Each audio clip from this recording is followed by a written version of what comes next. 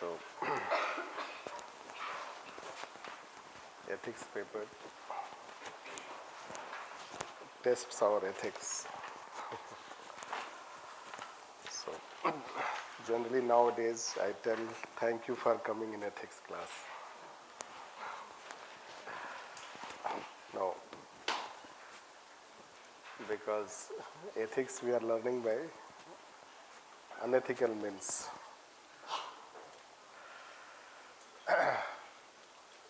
This, so this is how it is. Anyhow, hope this kit will help a bit in bringing ethics.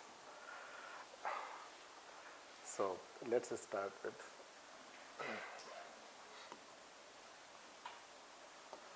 while talking we'll have this. Gradually it will become habit. Right. So, am I audible? Usually I speak in this way and gradually will start becoming habitual to this voice. It will be audible, right? No, am I audible? Yes. So let's see that. We say it as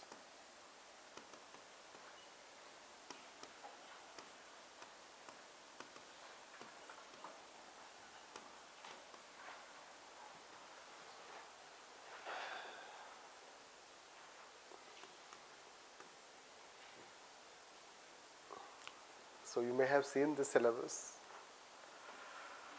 No, before that, how many of you have experience of prelims? Prelims so far? And mains? Mains also. So, yes, generally we get people, those who have also mains, that somehow they want to improve ethics, that aspect. So, some basics, if you see about this paper, so first thing is that you have to study the list level. If you compare with other three papers, no. So, other three papers demand more and more. In fact, you have to finish somewhere. No, their syllabus is very huge. Right? Paper 1 you can see, 2 you can see, 3 you can see that. In that comparison, if you see, so you have to study less. Or all among the 4 papers, it is the list. No. But marks, if you see, so it has as high as, I guess, 163, as far as I know. Highest people have secured like 163 or 164, 65 can be. This, or let's say this year, if you take 2022, so highest was, as we know that, as for our information, second rank got 142, I guess. So, ethics paper has been, let's say, since 2013, although the marking pattern keeps, let's say, fluctuating. Like there was a time also we had 111 as highest, around, let's say that. So, it can be, let's say, in that category. So, since 2013, we can see that how it has gone into, and securing marks, if you take the first 3 papers, ethics paper, so I guess relatively we can consider that less effort we have to apply. But yes, before that you have to understand ethics. This paper has been like, it is like aptitude. If you have aptitude, so you can understand ethics. Already there is ethics in you. Already you have grown up to this level. So when you have grown up to this level, so already there is ethics in you. The only thing we have to do is that we have to refine it as per UPSC syllabus. So that can be, let's say, that's why there can be, let's say, several people who may not necessarily focus on this paper much, but still they can do better. Because they have ethics in them. how you have grown up, that is also going to decide understanding about this paper. So your own, let's say, socialization, your own, the way you have studied, grown up, so that way also it will influence. This way we can consider on this aspect. Next, its syllabus, if you see, so syllabus has 7 such topics. So those 7 topics will mention. So very, let's say that topics, if you see, if you have seen, so its first is related to ethics. Basically, it is more of conceptual type, concept, what we say as concept based. Ethics and human interface, isn't it?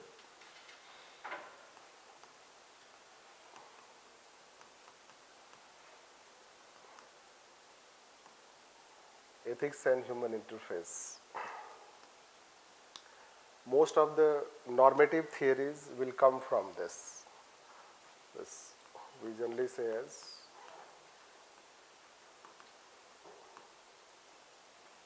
which will explain one day what are those normative theories. Then next we have is called aptitude plus civil service values. Yes. Right. Not audible. Other people are also not able to. Audible, not audible. Audible.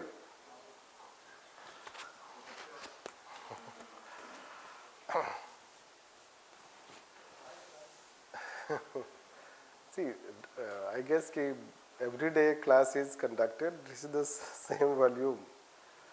No. Anyhow, I will try to speak a bit loud.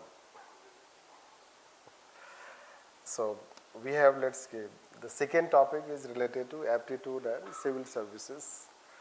Then next is related to attitude.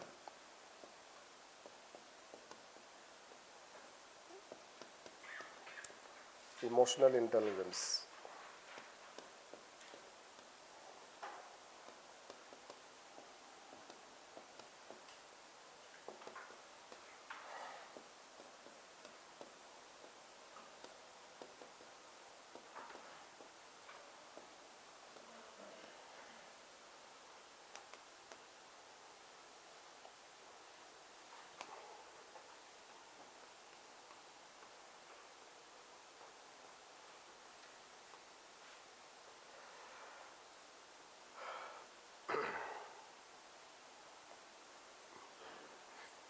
Actually, today that side stopped working. Today itself. Otherwise, you should have seen that side.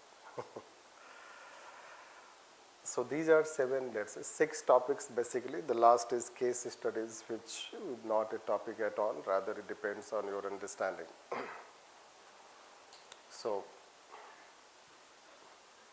these things basically test your attitudinal aspect rather. It deals with your attitude. Or in the syllabus, you know that it is mentioned aptitude. So that aspect, it is related to this.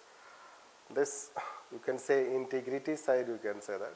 The ethics, integrity and aptitude, so we can say it is related to basically civil services.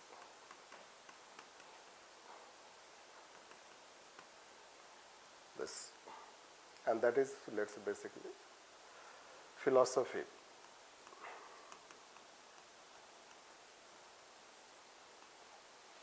The first topic is related to philosophical aspect. The second topic is related to more, let's say, social psychological aspect, we can say this. Next we can consider as civil services. So it can be linked to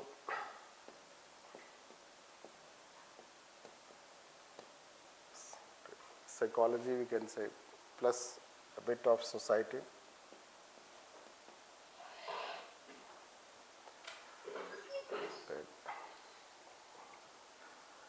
So first class, these things happen. This people are not habitual to all these things. In a way, we have to have some, let's say, understanding related to society, a bit of psychological aspect, philosophy, and civil services, you can say either.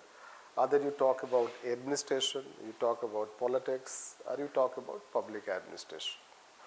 Even in the syllabus, they have used the term, if you read this, so they have used the term public administration, ethics in public administration.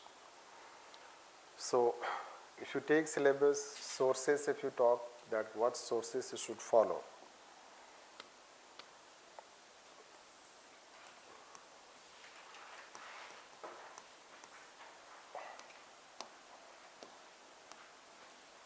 See, largely, whatever the books in market we have, they focus on first topic. This. They have very less focus on these topics. Second, that question has been, if you talk the paper pattern, if you see, so paper pattern has been mixed type, theoretical as well as applied. This theoretical in the sense, if you see 22, yeah, now 23 years. If you take 2023, 2022. So this paper to 22, if you read, so it is more applied in nature. This, what do we mean by applied, etc.? If you understand, it's good. Like the first three questions they ask related to civil services in a field situation, based on their working, etc. If you are doing, you are not doing like this. Those who have men's examination experience, or if you have read last year papers, you will see this. It is related to applied situation. If you see this year paper, it is theoretical. This. It is more theoretical, and just it revolves around few concepts. So it's not a very, let's say, diverse range of, let's say, the topics they are covering. Rather, it is related to, let's say, very limited number of, let's say, subjects they cover. But nature of question is more related to theoretical aspect. Like today, this time they went on asking emotional intelligence and intelligent quotient difference. This, which we were expecting in past, let's say, but gradually they made the nature of question applied, so we also gave less emphasis. But this year when they asked the difference between emotional intelligence and intelligent quotient, so it is a conceptual question. Before that, if you take emotional intelligence related question, so they have asked question related to what do you understand by emotional intelligence and how it can be improved in civil services. This, so when they say how it can be improved in civil services, it becomes applied in nature. But when they say what the difference between emotional intelligence and intelligent quotient, so then it becomes more conceptual. So those who have understanding about how they are different, this is how they will write. So if you see the nature of question, it becomes, and let's say whatever the sources you have marked, largely they will focus on first thing. And there are so many even unnecessary things written in those books. Too much of philosophical aspect means, let's say that philosophy optional is also a bit of written in that. So which we do not need it. If you see the paper of UPSC since 2013, 2023, you will find that largely they try to even repeat the questions. So although they add incrementally 1 and 2 new things, but they repeat the questions also. Like say related to Kalam, related to Vivekananda, related to Buddha, you will find. So, and incrementally they try to make it new. Like say Guru Nanak was expected, they asked this year. This. But others already they have asked. So syllabus is not very vast, or the nature of questions if you see this. And that's why we can consider. But we were mentioning about, let's say, books if you take. Largely they refer about this, they talk less about that. But paper has become more applied, and case studies. Case studies also demand more of applied knowledge rather than only theoretical knowledge. So based on that, we'll tell you can buy, let's say, one book that is what very popular, isn't it? People buy it. lexicon. This, you can read it, but there is another book, let's say, which is very less known, and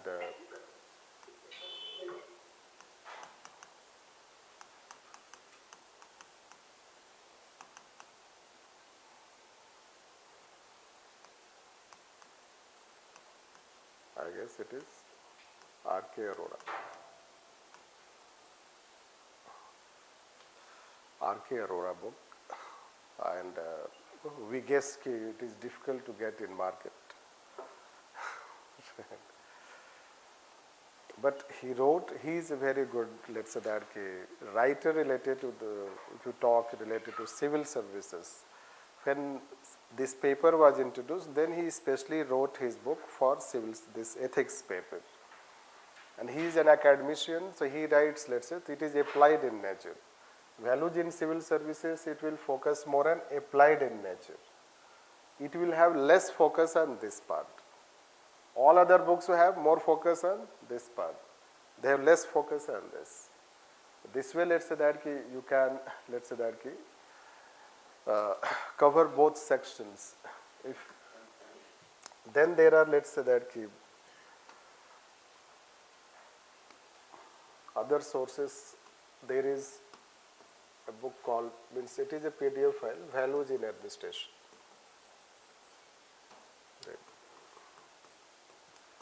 It is also available on our portal, on your, let's say that batch portal, you can access. Plus, you can download yourself. It is a DOPT training manual.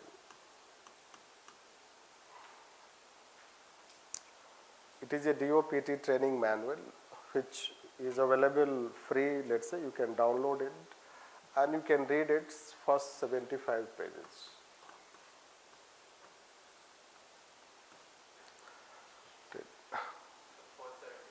Yes, you can read first 75 pages. It has, let's say that other such aspects of Indian philosophies which are not needed. If you are interested, you can read it. But the first 75 pages, at this stage you should read it, because at this stage generally you will have a bit difficulty in bringing ethical understanding. Because so far our, let's say, basically our syllabus, our education system is not, let's say, that way teaching you ethics. Rather, you know ethics in general. Academically, you do not know ethics. Isn't it? Academically, you have not been taught ethics the way other subjects you have been taught. But it has been introduced as a paper. So, it will take a bit time to bring ethical infrastructure in you. You may have your ethical means other such infrastructure, history and geography, polity and all sort of things. But bringing ethical infrastructure, so it can take a bit time, and this can help you because it is written in a very simple way. And it is a training manual of DOPT, so you know that it is related to a government document. At the same time, you should know that it will give some Indian examples, so that way if you have difficulty in understanding at initial stage, it can help you. So this plus will give you, let's say, you may have received printed notes. 2 booklets that whatever you have, they help you at reference, they help as reference, they help at initial stage. This, so that can also, let's say, you can read, you can refer. Since it covers all the 6 topics, that is how it's, let's say that benefit is that it covers all the topics. And topics plus it is design or it is related or examples, references will be linked to what you can say the pattern. It is difficult to get in books, let's say that all those 6 topics. And in each topic, again, you have subtopics. So whether books are referring those subtopics, which is very challenging. That's why, let's say, since it is topic-wise, it can help. Plus, you receive also, let's say that ethics through current developments.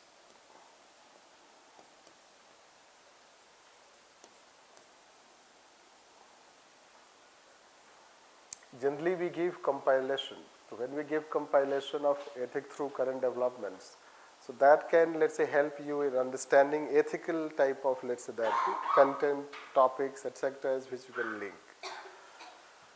This plus, let's say, will give you, let's say, 3 tests. You'll write 3 tests and it's plus model answer.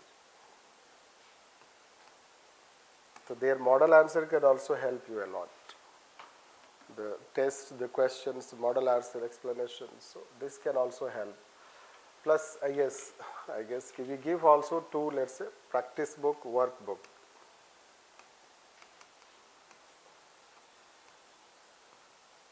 We give you 2 practice book, workbook. One is related to theory section. Other is related to case studies. It is a compilation of basically question and answer. And these are, let's say, case studies, again question and answer. So at this stage you can read questions, you can yourself have writing practice, you can match your answer with the answer, or you can read answers to learn some ethical aspect. So there are so many things to follow, and at this stage we'll tell you that you just follow DOPT, that PDF file. You read it to understand about ethics. So that way we can consider on this aspect. Second thing is that although it is not a class designed in that way, but if you see the nature of questions,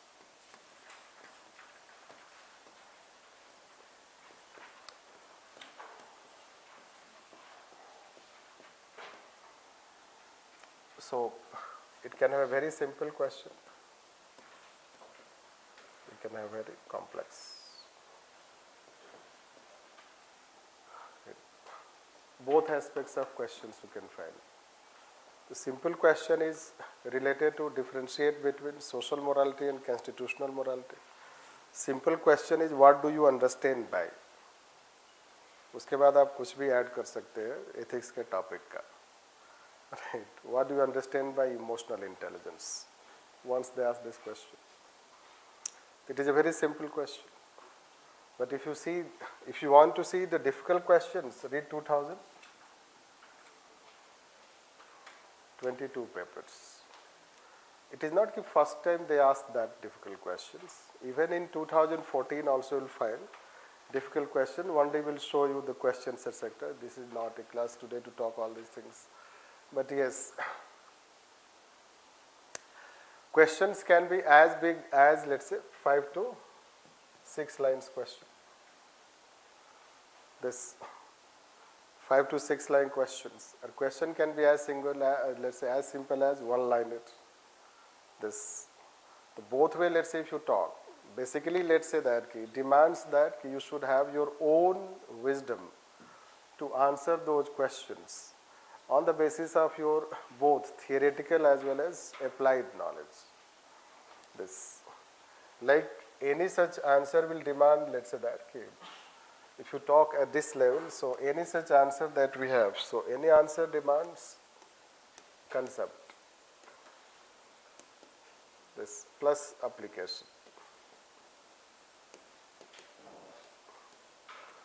Now, application demands examples, philosophy, this. So, concept demands clarity. Concept demands exactly what they are asking. This is how the challenge a bit. So, like let's say that they say that explain the following values with examples and relevance. Simple. Let's say that they say responsibility. They say that explain with example and relevance. So the question is that do we know that how to exactly define responsibility? Now if you take 2013 to 23, I guess we have not counted. Maybe by the time we finish this batch, we'll count.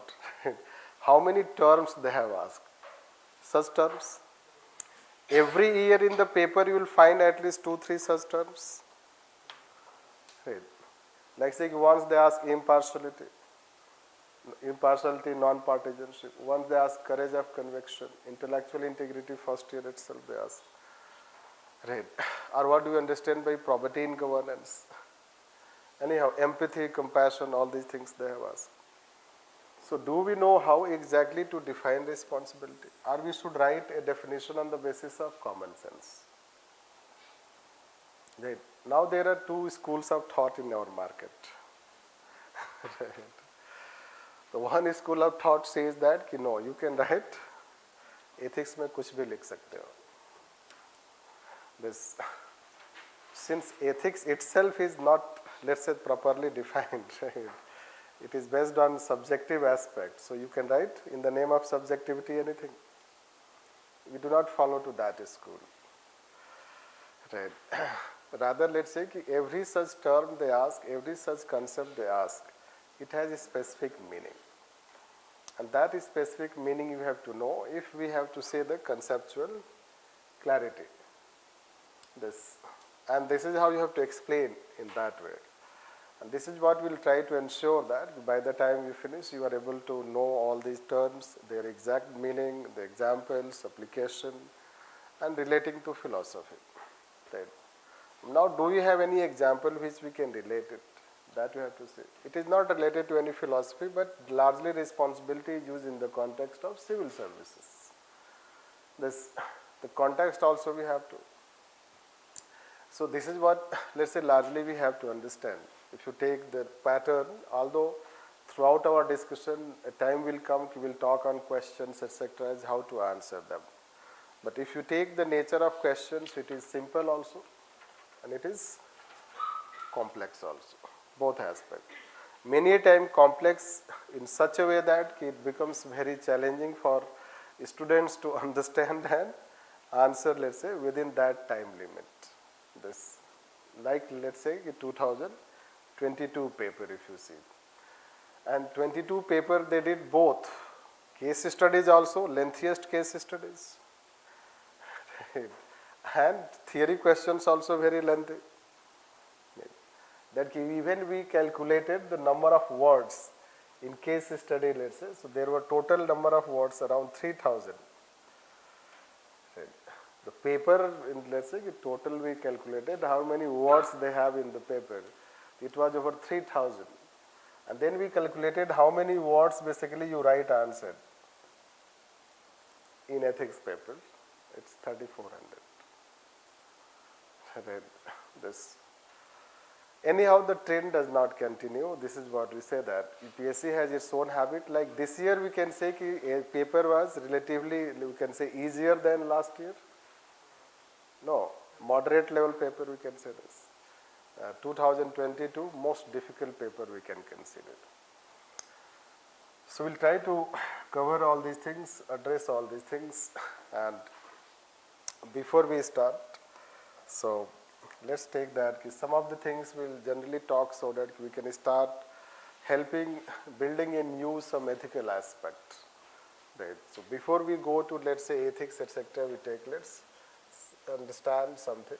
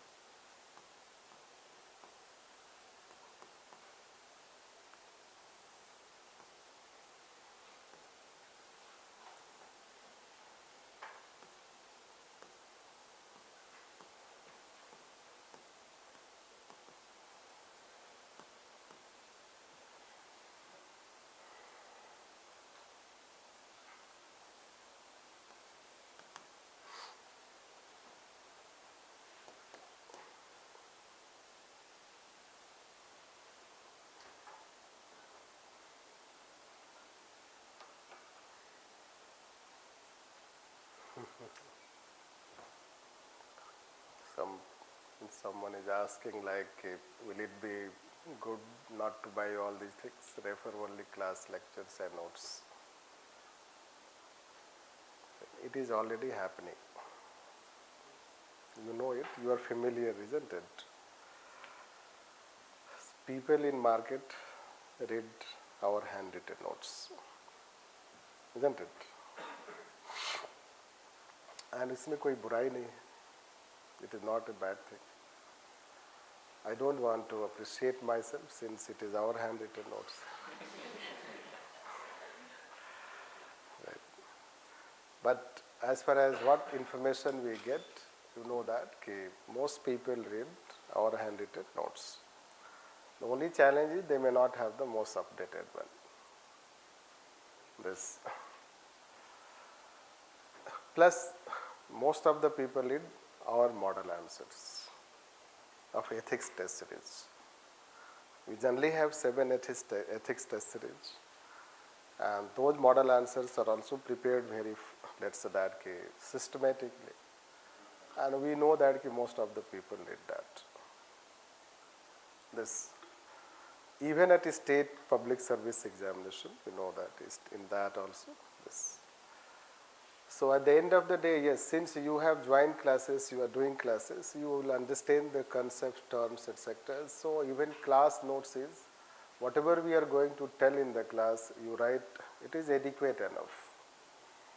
Right. Plus the model answer that you receive, plus case studies that we deal, it's answers dictations. So by the time your mind itself opens up, you know start learning how to answer it. Thereafter, you have to focus on some of the issues which are in news and development, so that you can yourself, let's say that relate it. Like recently there are 2 important developments. No, there are 2 important developments related to the field of morality and ethics. Right. One is related to gay rights. So, gay rights and their marriage rights. So, legally, Supreme Court may have given its judgment, but it has its ethical dimension. This, it has its moral dimension. Already we have asked our question on that. So, there can be, let's say, some developments which have their moral dimension also, ethical dimension also. This, and that way, this is how we have to relate it. So it is, yes, you don't have to buy it. It is enough, let's say, we can consider. So before we reach to, means before we start talking ethics, let's deal with this. Like, it is in our mind on day-to-day basis, isn't it? Right and wrong, right, acceptable, rejectable, good or bad. On what basis we say all these things? When you say, when it is in your mind, and you say it is good, it is bad, it is right, it is wrong. This is continuously our mind is doing this calculation, isn't it? This reasoning, all these things. So on what basis you say this?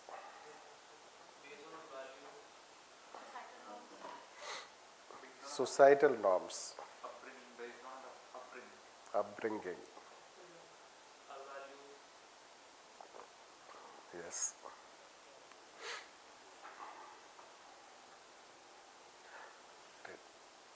Based on our values. Any other?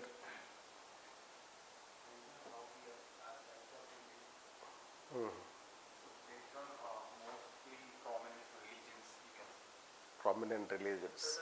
Like the doctrines of most common religions are like that, considered as values, and then based on that they form laws, and that becomes society. Yes. So many things we can take. Let's say we can say social norms. No. Social norms, religion, right. This individual values.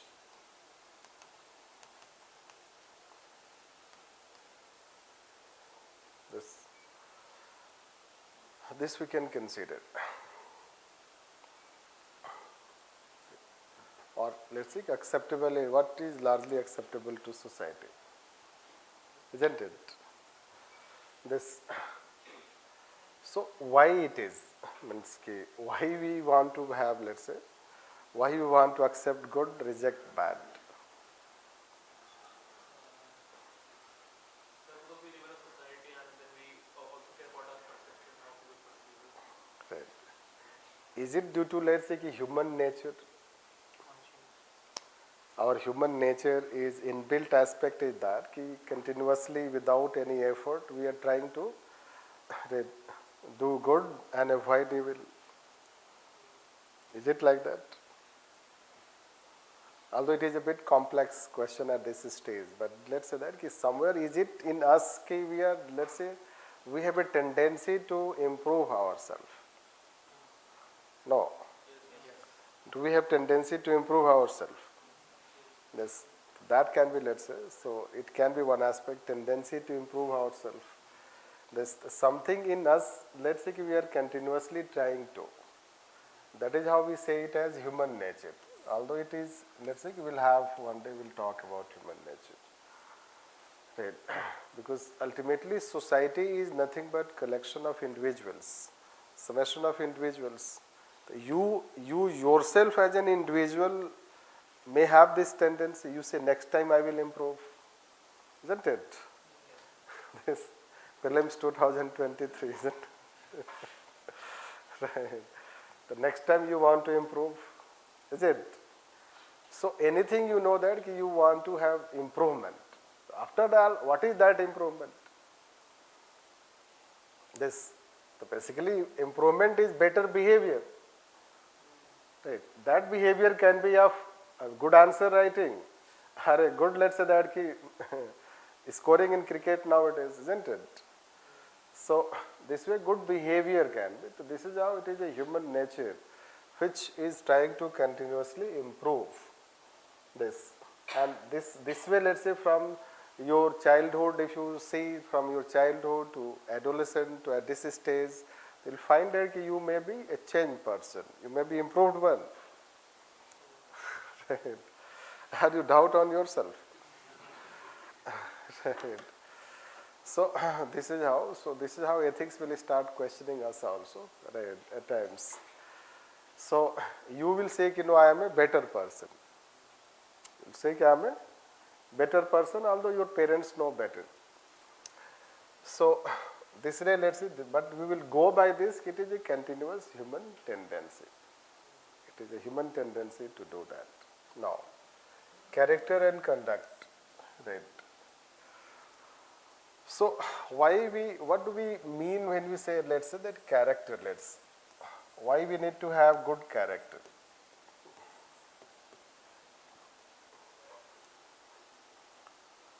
Right. Is it acceptable because of that? Right. For both, there can be two aspects. One can be that for that we live in a society we have to maintain our image, and the second one can be an intrinsic factor that we want to do good because if that is then that Yes. nature we want. Basically, this is how the society we are introduced to. So when we are introduced to a particular society where good character is acceptable, never ever we may have thought much on that. Character, what is character and why it is acceptable. Rather, it is the society which has its own presumed standards of, let's say, rights and wrongs. And on the basis of that, it has certain, let's say, standards to refer a particular character as right and a particular character as wrong or good or bad. This. So, character is generally considered as inner quality of a human. Should know that. Character represents a qualitative, let's say that status of a human. This character, let's say that can be judged on the basis of, let's say, when we compare some people. Right? Compare some people. So when we compare some people, let's say that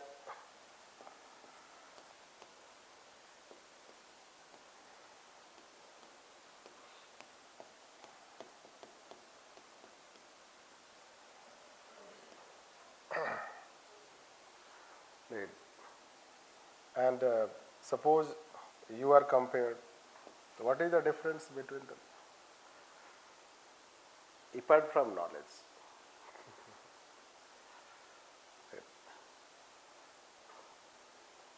But there can be many differences. Many differences. No, knowledge component you eliminate. Then why they have such a lofty personality? Good character, balance. Right. Why they have such a lofty personality? That we can be, let's just follow or not can match any time, isn't it?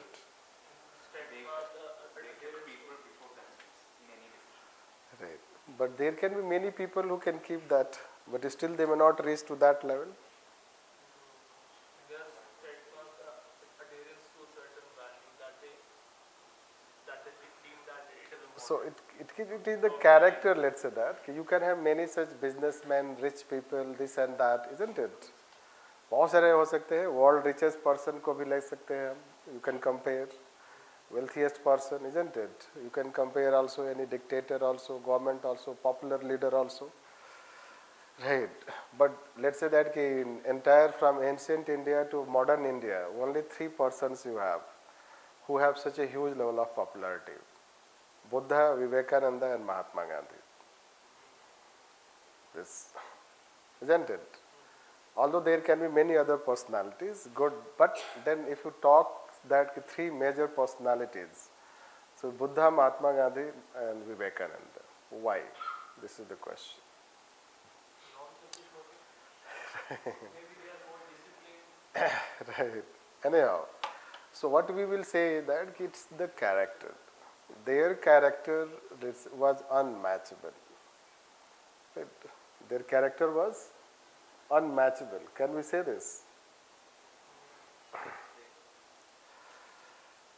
Plus, let's say they were not born with all these things there. They have, let's say, cultivated. They have built it. This. You can have many people who can be more intelligent than them. This. Can we say? More intelligent? Jinnah was more intelligent than Mahatma Gandhi. This. You should know this. Anyhow, but being intelligence is one thing, but still you cannot build a character. There can be many intelligent people and they are involved in corruption. Okay, which we'll talk later on. What we are trying to highlight here is character and conduct. So conduct is not something which we often talk, but character is one thing that we often talk. Yes. And character is something which is, let's say that not based on knowledge, right? Not based on, let's say that any achievement. Rather, character is something that a quality in a human which is built. And that quality can have many other aspects, including you can say that is selflessness. This we can say that. And this is how, let's say that we talk about character. Why we are talking? So we will relate with ethics. That's why we are just talking about them. This. And overall, let's say that when we see we assess people overall. Overall, he is good. You may often say that, isn't it? Overall, he is a good person. This UPSC also assesses after interview. No, the interview is nothing but let's say different pieces of questions they ask. Then after once you are gone, they will talk among themselves. Then they will say overall candidate is good. Right. So character is representation of a quality of a human which we can say overall, let's say that. It gives a picture about any human. And that is how, let's say, the society has preferred this character. This. And then let's say that why to be right and wrong. Why we want to be, why we are preferring right and wrong. The one we have told is a human nature. Right. But second is saying it is acceptance in society. Right. Any third aspect, why right and wrong? So there is a quote, as you sow, so shall you reap. What you give back comes back to you. Yes, but why right and wrong? There cannot be one such let's answer to that. Why right and wrong? Right and wrong can give you peace of mind. Right. So when you are preferring right over wrong, it gives you peace of mind. This, it can save you from moral guilt feeling. This, that can be. It may bring search of truth also. So right and wrong leads to search of truth, isn't it? So any case going in Supreme Court, so what they are trying to find? Right and wrong. Right. What is right and what is wrong? In fact, they have heard on gay rights such a long drawn hearing, and after that they say that marriage rights should not be given. So why have a long hearing? They, because they want to take a decision, right, which can be considered right. So whether right is linked to justice also. Right. Right is linked to justice also. If you take a decision that is right, it gives sense of justice. And if you take a decision that is wrong, so it gives a sense of injustice. Isn't it? Like say the Supreme Court judgment on gay rights and the gay community, LGBT community, it will not be happy. It will not be happy, so they may have a lack of sense of injustice. They will feel that justice has not happened. So right and wrong, why we want, it can have several such way to answer, let's say that. The ultimate aspect is that right, preferring right over wrong builds a good society. This, it builds a good society, a society where we can have peace, stability and order, because it gives sense of justice to all. This. So that is how we have, let's say that we can tell on why, let's say, to be right or why to be, let's say, good and all these things. Now let's come back to this again. So if we say that someone conduct is good, okay, if someone conduct is good, someone has good character, or let's say that someone, let's say that has acceptable behavior, so can we say it also ethical? We are asking this question without teaching ethics, just to test your understanding. That's this. Right. Now this is how a general thing we talked. Now we are coming that suppose someone is good, someone has a good character, or let's say someone has a good action on the basis of the character. So can we consider that conduct as moral or ethical? Moral and ethical are two different things. So for judging the character, we have to differentiate or compare with some standards in order to Depend on situation. Morality is something which is not accepted by everybody, and ethical is something which is universal. Now let's say that if you say someone as the person has a good character, you say that the person is good, basically you are not saying on all these things, rather you are saying because you have developed inside you, right, a sense of, let's say that evaluating anything on certain standards. Is it? In every human there is a something, let's say that you have inhered, you have developed this through socialization, social norm, whatever. A sense of reasoning you have developed in you, and on the basis of that sense of reasoning, let's say that you evaluate the behavior of the people. Can we say? You evaluate the behavior of people on the sense of that reasoning. Many a time you say, no, if I am saying wrong, so it is wrong. No, if I am saying right, so it is right, accept it. Is it like that? So, basically you will find that every human has developed it. If those who have not developed, they generally say on the basis of what other people say. This, what other people say. So they will say on that basis. But there are people like say you may have your own sense of reasoning. On the basis of that, you say anything as right, wrong, etc. like someone asks you, like, what is your view on this? And then you have not known to that. So what you say that? You say that I am not aware about this, first I will know, then I will give my view. Do we say like this? Do we say like this?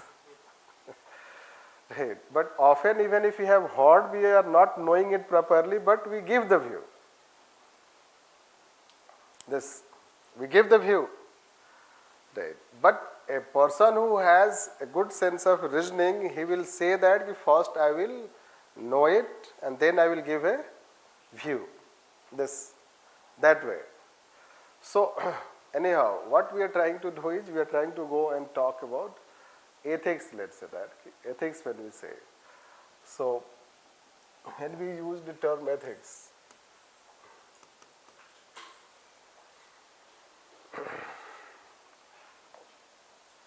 basically if you go literal sense, so we say that different books will write you. They will write ethos. Right. Some will write ethicos. There is no one, let's say that, aspect. Some books write ethos and some books write ethicos. Right. You should not write both when you write answers. Right. You can write any one, although it is not needed. Just to tell you. So they say it is ethos or they say it is ethicos. Right. And it is, they say that it is a Greek word. And literal meaning is, it is called character and character, conduct, habit. Yes. So, habit will live here, will not continue. But term habit is not often used. Right. Largely we use character and conduct. This. So it is a habit pattern. Right. Character is born because of a habit pattern. This. You have habit of talking and dealing, let's say. That's why other people have observed you and that's why they have started saying you good. Because they have repeatedly observed your right habit pattern, good habit pattern. Yes. So habit pattern builds in us a good character. How you will understand this? So let's say that people living in urban areas and people living in that urban areas, mega cities and let's say that other cities. In mega cities there can be disciplined driving. But in less other cities there may not be disciplined driving. How disciplined driving is possible in mega cities? Is it due to habit pattern?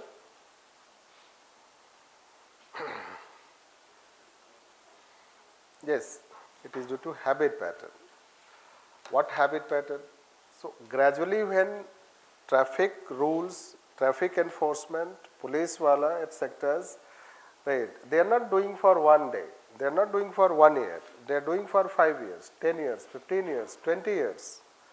They have been applying their efforts to ensure that people have a disciplined driving. Now those people who are living in that city for 5 years, 10 years, 15 years, 20 years, what they have done? They have been observing and also following that behavior. Gradually in their behavior there will be inherence of that habit. Right. Don't think about those people who do not follow traffic. Then you cannot understand this. Right. There are always exceptions. Right. But there are people, those who, let's say if you are driving, as soon as red light comes, you automatically stop. Right. Some people will, it becomes a human tendency, isn't it? You don't apply your effort. Let's say that whatever the vehicle you have, it automatically stops there. Yes. It has become a habit. Now those children who are observing, let's say children, you are taking them to school, they are growing in that city. They are observing people disciplined driving. So that is their habit pattern will also become like this. Right. So that is how a habit pattern has given rise to a good habit called character. Then relatively you can say that people are disciplined, and discipline becomes a part of character. This. Similarly, in ancient time, people, let's say, just imagine when people were born, we do not know how society, let's say, went through certain phases, and then they may have gradually started having some good habit pattern. And those good habit patterns may have given rise to certain, let's say, standards of conduct. That is how it is said habit. The habit is, this is how you should know this, it will have its application also. That's why law enforcement in long run can promote ethical conduct. Not in short run. In long run, law enforcement can also promote ethical conduct. This is the relevance of, that's why it's Western society. The Western society, they have better law enforcement. And that has promoted good, let's say, obedience to law. So this is how habit we say that. But since habit we will not continue thereafter, so that is how I just explained it. So when we say, let's say that the term ethics, and we talk about this root, let's say that character and conduct, it means, let's say, character and conduct. It means, let's say that ethics deals with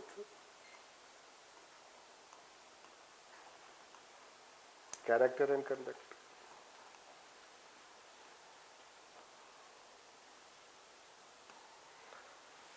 This, it deals with character and conduct. This.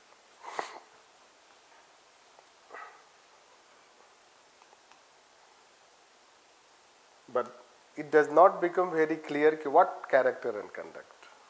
No. Ethics deals with character and conduct. Like for what? On what basis? Right. This. So ethics will deal with character and conduct on the basis of, let's say that,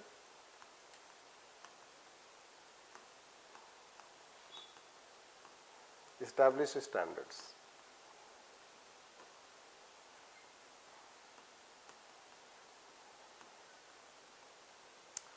This established standards. Then what are those established standards? We'll deal later. Then forward.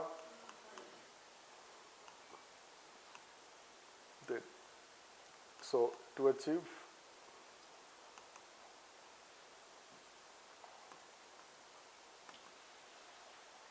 in formal language we say it,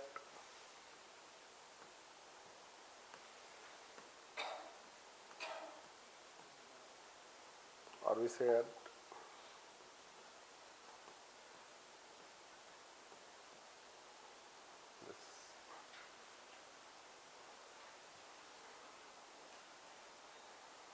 the chief good, summum bonum.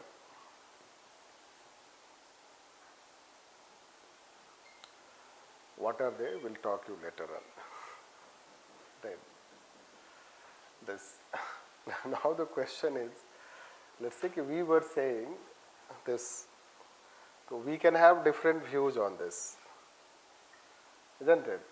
Right and wrong. Let's take abhi pata chal jayega. So, although sensitive, but we cannot avoid being taking such to know it, isn't it? Let's say that gay, right. Those who are gay should have, let's say that marriage right.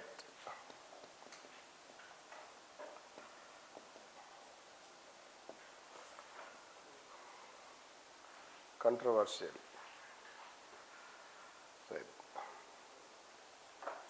But हमें इससे पहले वाला question पूछना चाहिए, isn't it?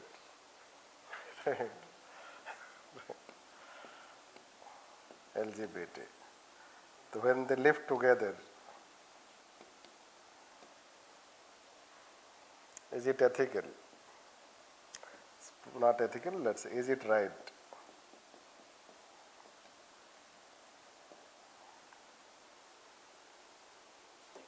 When they live together, is it right? Yes, sir. Yes. So is it moral? Depend on the society.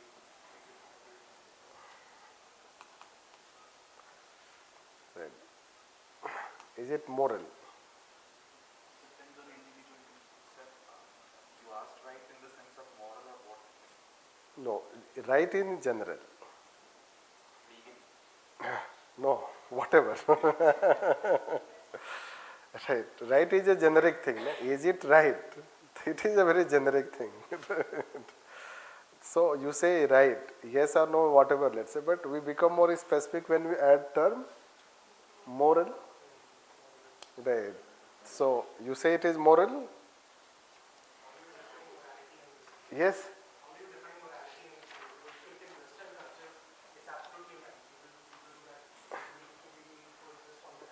Yes.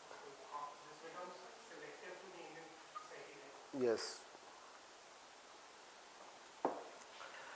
So if you go by your example, so we can say that in Indian context it is not moral. Can we say? Let's take hypothetical. Don't feel so much sensitive. Class hai ye. Right. It is a class, right? We are trying to discuss all these things in just first class, right? So let's say that in Indian context, right? Basically, to explain these things, we are taking this help so that you understand about ethics, right? In Indian context, we can say that it is not moral. No. But in certain sections it is conservative section. Let's take hypothetical, not what exactly in society.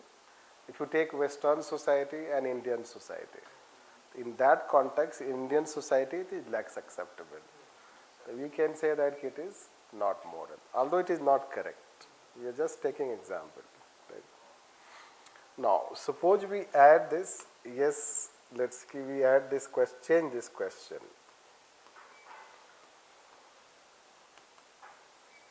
Is it ethical?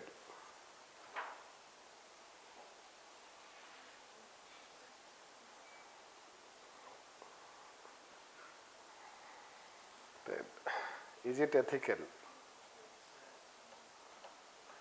Yes. No. Right. Ethical भी नहीं है. Right. Definition of ethics. Yeah. When two people can live together, so that should be universal. It's a basic fundamental. Right. This is what we have to understand. Right. Ethics, let's say, few classes will go in that aspect. Right. Understanding what is ethical and how it is different from moral. It is one of the most important questions in this ethics paper to understand. Now, see, when we say it is moral, so relatively it is easy to logic it and tell it. Moral or immoral. Why? Because the moral standards are within you. Means it depends on your own understanding. Your understanding. Right. Or let's say a particular society or a group or a country overall values, as we are comparing Western values and Indian values. Right.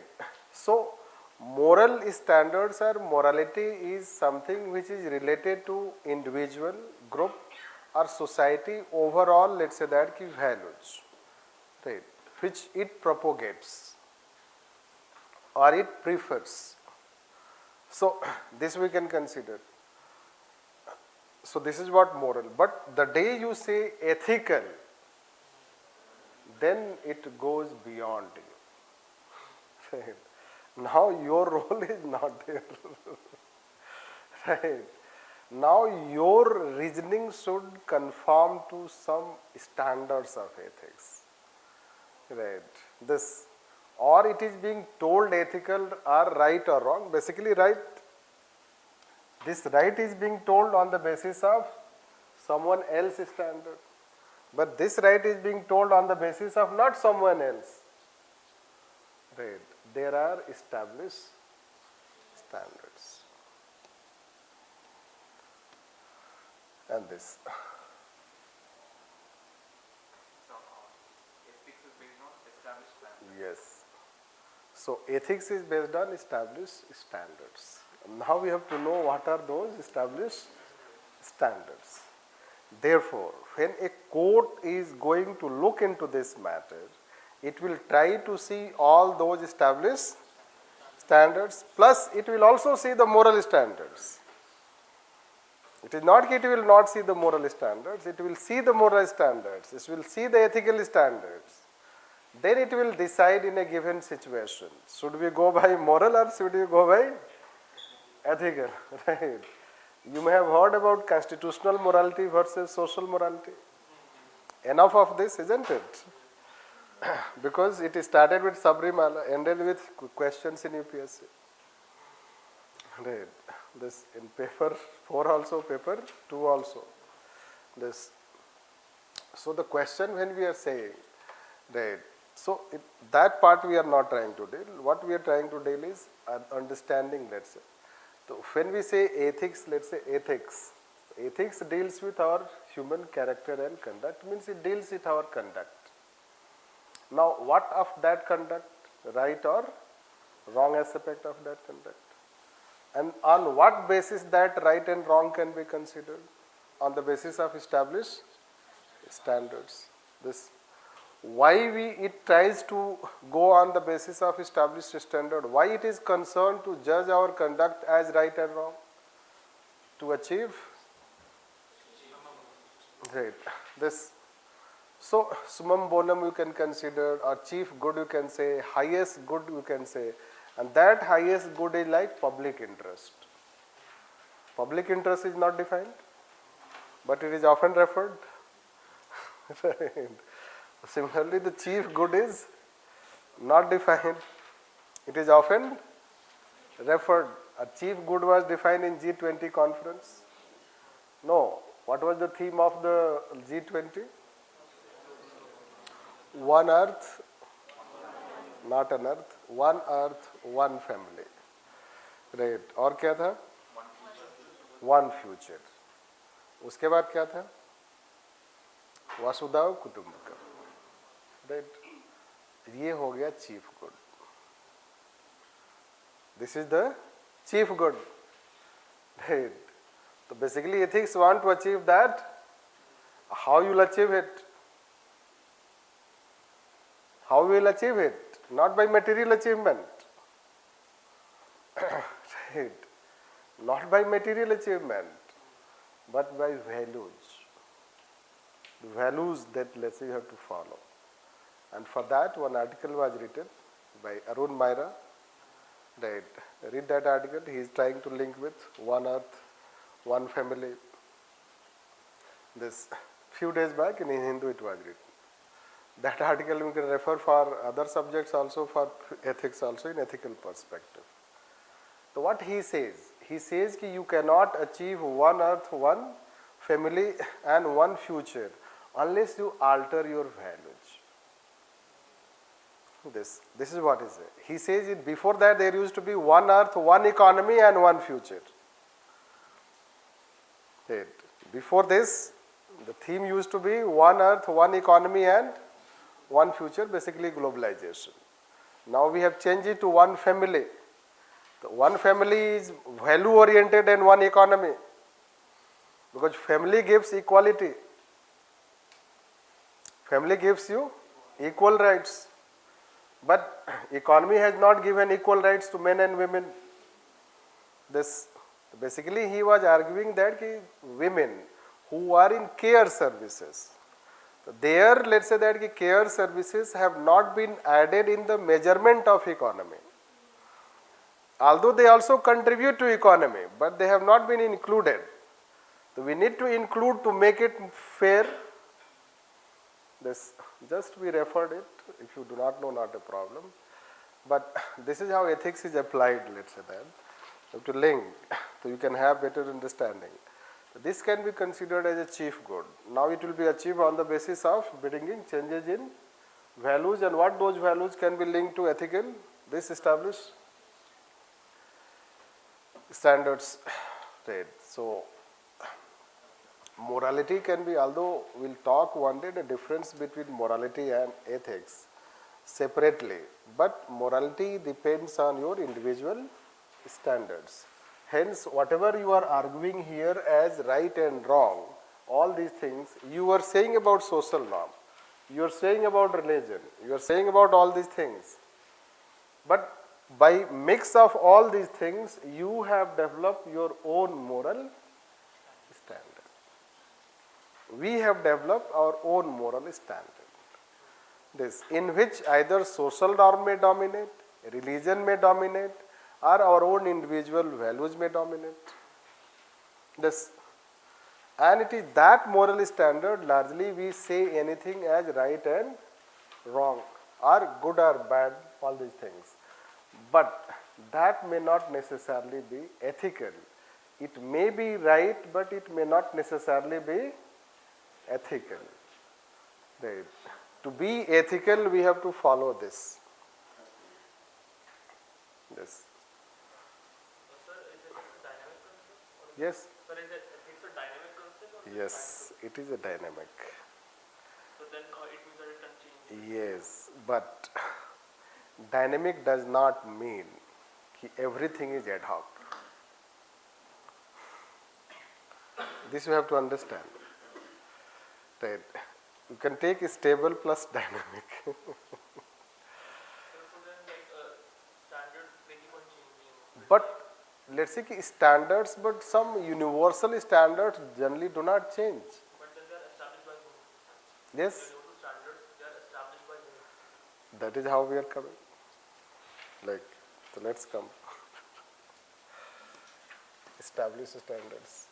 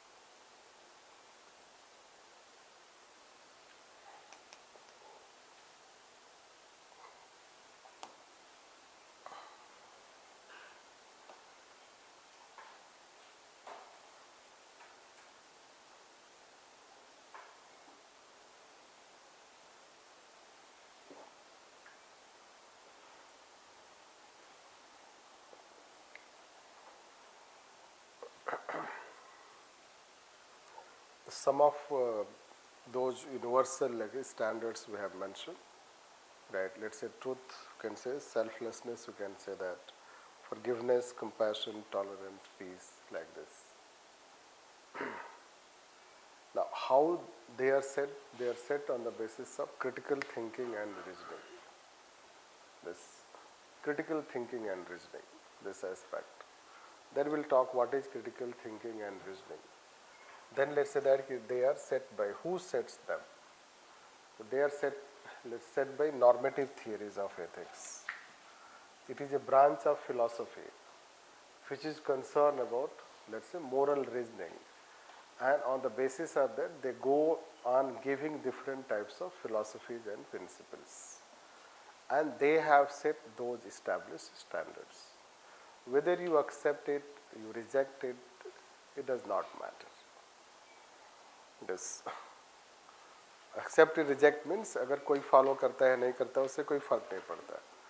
It has its own independent existence, let's say. Means all those theories you talk, let's say even if you talk in civil services values, they will be also, let's say, influenced by this moral reasoning in the field of philosophy.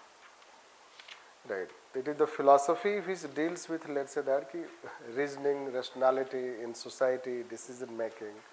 And from there one branch has emerged that is called field of ethics, which goes on talking these things. Right. So what is critical thinking, reasoning, we'll talk a bit later. Then this truth etc. What are those? They will also try to, if you take, let's see the first, those normative theories. It will give.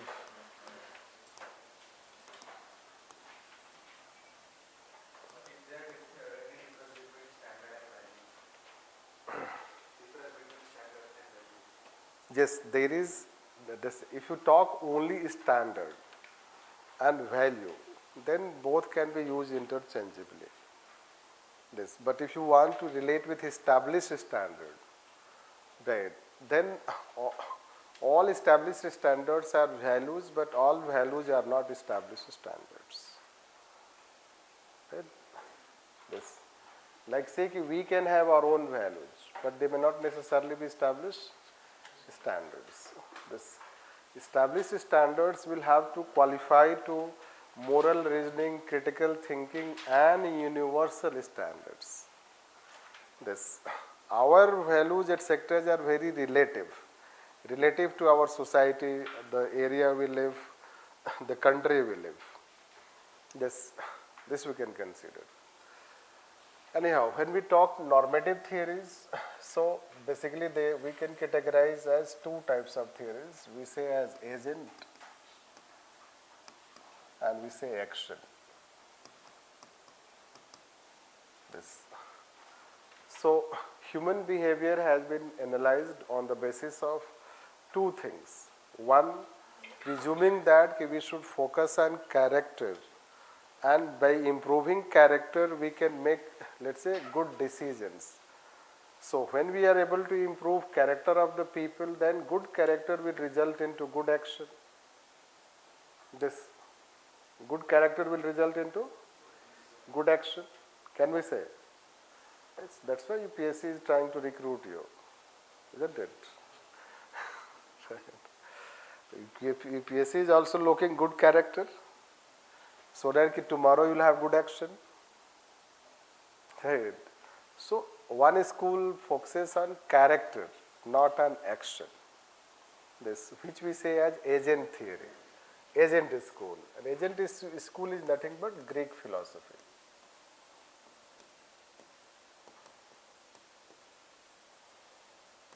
And this Greek philosophy is led by three such philosophers.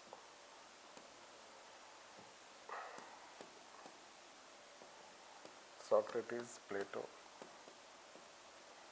and Aristotle.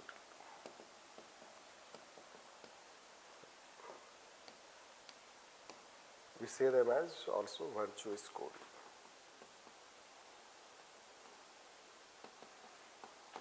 This, they will focus on character, building good character.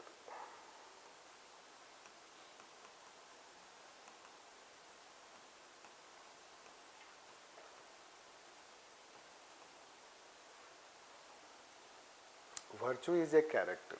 This is this.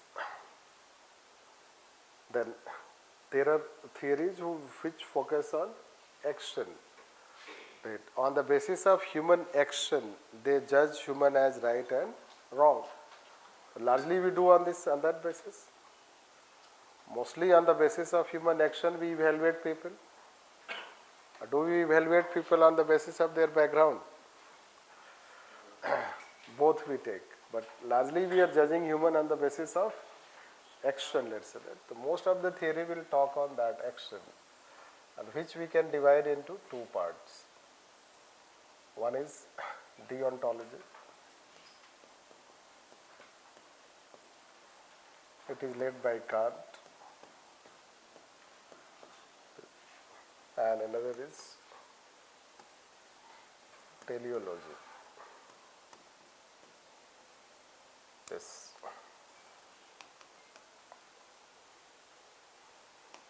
In this teleology, we have different schools, let's say. One is called utilitarian. It is led by Bentham. Right. Mill.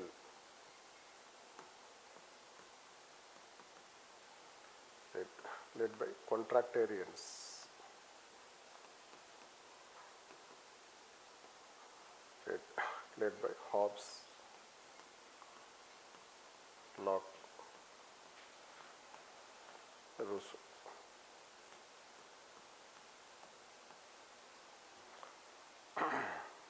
Within that, let's say that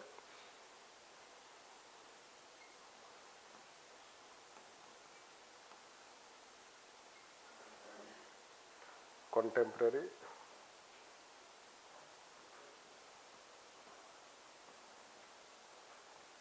genres, theory of justice.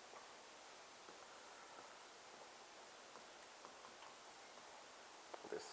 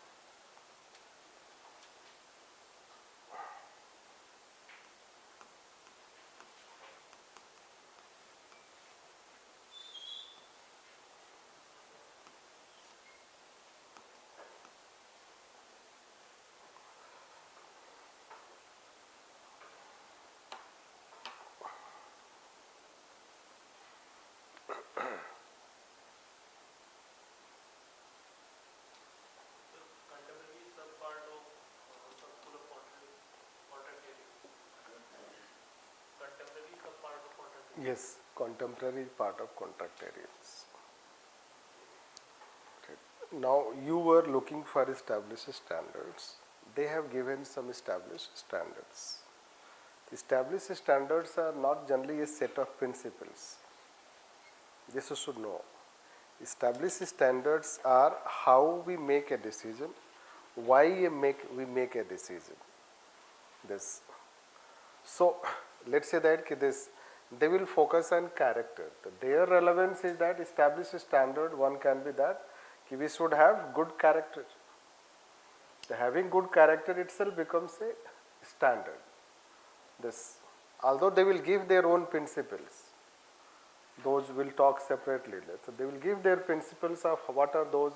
Let's say that when you say good character, what is the example of good character? This, on what basis we can say good character? Right. So character, so they will give 4 qualities. They will give 4 qualities. One, let's say that they will say fairness. Second, they will say courage.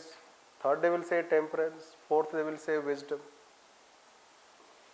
And now you are not familiar with at least the last 3, you may be aware about the first one, fairness. Right. So fairness is one such standard. They are also saying fairness, he is also saying fairness. In fact, entire theory is based on fairness. Isn't it? So are we fair in our decision? When we take decision? Do we take fair decision? We know ourselves. Isn't it? We don't have to tell other people, we know ourselves whether we take fair decision. This. And on that basis, many our behavior can be evaluated. Whether government is fair when it gives a stand in court, when court is fair when it gives judgment. So, established standards are not something you have compilation of some principles. Although still we can say truth, we can say selflessness, we can say as that. But established standards are how you take a decision to reach to any, let's say that point that whether it is right or wrong. Right. The established standards may deal with process of decision, not decision per se. Isn't it? It is the process of decision rather than the decision per se. This. So that is what established standard we can say. Although again gradually we will understand it. Now another established standard. Let's see, are you means oriented or are you ends oriented? Right. Whether you are taking a decision to serve any end, or you are taking decision because you should take good decision. That is how also. So he will give that no. Decision should be right, even if entire world is against you. Why? We will deal one day again about this. Each philosophy will take you almost a class to explain it, what they are talking. Then you will understand, once we finish them, then you will understand what are established standards. But still we are trying to explain in general way. So, many a time you may find in family I often give examples of family, let's say that. Because everyone is, let's say, belonging to family. No. You have more knowledge about family. In family there is always tussle, means or ends. Isn't it? Means or ends, what we should follow. Right. Anyhow, so we'll take it, but this is how he will say. But they balance it by this. Right. They balance it, so there is selflessness, there is self-interest. We are not always selfless, but we are not always also self-interested. Can we say? Right. So we are also self-interested as well as. Right. When we eat, largely we are self-interested. No. So we eat what we like, isn't it? And when we are, let's say that better off, so we try to help other people. Isn't it? The human this can be, let's say that one standard, but that's not the point. They will give their own. It is a bit complex to know. No need to know all these things today itself. But there is a social contract, as let's say, we live in a society. So when we live in a society, there is also a virtual social contract. Right, isn't it? Like say the area you belong, tomorrow you become IAS, so that area expects that you should do something from that area. Right. But it was not any written contract. Right. There is no any written contract, you should do something from that area. But once you become IAS, so there is, let's say, expectation. And people think that since you belong to that area, so you should do something. This is virtual social contract. Now your behavior, you may be a good IAS officer elsewhere, but you may not be a good IAS officer for those people, isn't it? Because you have not done anything. So that is how there can be social contract, although this social contract is on the basis of analysis of human nature at national level it is applied between state and citizen. Right. This social contract is applied in the context of state and citizen. Hence, ethicality or unethicality will be judged in this context largely for state. It is for state and people, because some of our behavior we have to evaluate in the context of state. No. Whether state should reduce liberty of people, whether state should destroy property of people. Everywhere there is social contract. We can evaluate on that basis. This we can consider. But then theory of justice is, you know that, it is fairness, it talks. And it gives also method how you can be fair. This basically established standards have not given only principles, but they have also explained the process, right, to take objective decision, to take fair decisions, right. And because of that, let's say that they are generally followed in terms of normative. Why in normative ethics we say that? So, because they deal with human conduct, and their aim is not to explain human conduct. That will become descriptive if you have your non-physical sciences optionals, isn't it? If you have your optionals related to anthropology, psychology, sociology, political science nowadays popular, isn't it? So you are aware about descriptive, prescriptive, empirical. Are you aware? Normative? Yes. If you have mathematics optionals, we cannot help much. Right, this. So normative is related to, let's say, norms and standards, and ethics is concerned about what ought to be. Means it is concerned of what should be of your conduct, rather than what is of your conduct. This, on the basis of that, this is how they try how human should behave, not how human is behaving. They are concerned how human should behave. So when they are concerned with how humans should behave, they go on setting their standards. They go on setting their standards. This. So they have given, when we talk about established standards, so they have given those established standards. And to say anything as ethical, we will have to see from their lens whether that conduct is conforming to those ethical standards, and then we can say it as ethical. Right? Any conduct when we evaluate, so we will try to see from the lens of that established standards. And if that particular conduct conforms to these ethical standards or established standards, then that conduct would be considered as ethical.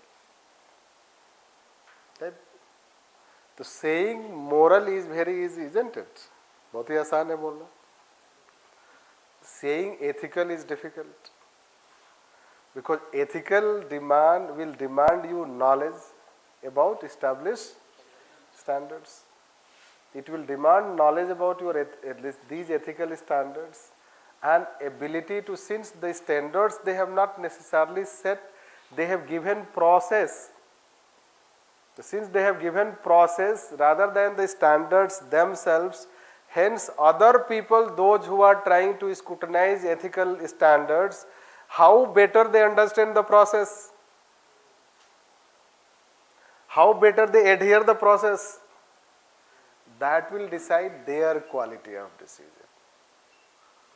Right. That is how we can consider. So, this, I guess, is it making sense? Are you able to understand what ethics we can consider?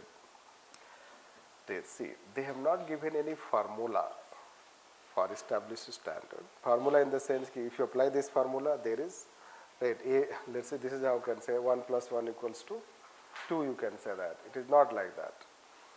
Rather, they have given a process, right? Like say ki theory of justice. It say how you say you take fair decision. Be fair, how you can be fair? That what are those preconditions to be fair? Right. So, fairness from one person will differ from fairness from another person. Because what are those ingredients in the decision you are taking to come to a decision? The fairness is not defined. It remains dynamic. Isn't it? Like say reservation. So reservation, तो feather reservation तो 2 decades तक तो यही समझा गया कि ये ठीक नहीं है. No, general people thought it is unfair to them. EWS reservation, they say now fair to them. Isn't it? Anyhow, forget about that. Let's say reservation in promotion to scheduled caste scheduled tribe. Is it fair? How will decide?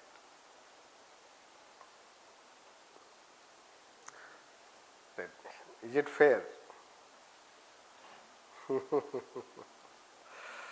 Right. I guess ki people will be divided. No? Some will say fair, some will say not fair, or all will say not fair. Right.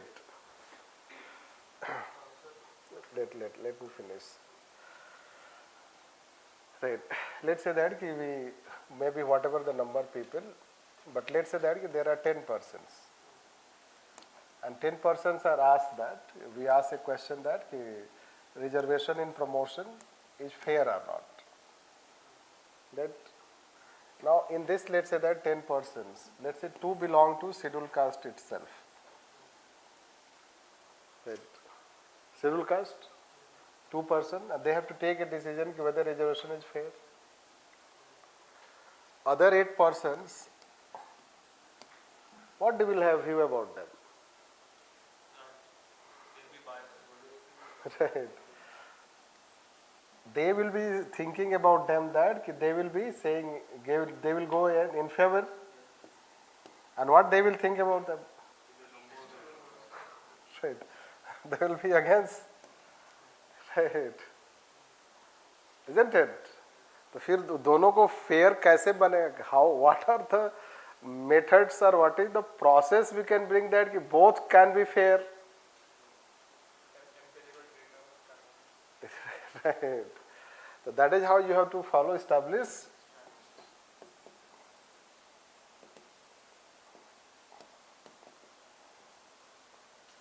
You have to follow established standards. Right. If all the 10 persons are expected to follow those established standards. Right. And that established standard, one is here it can be applied by theory of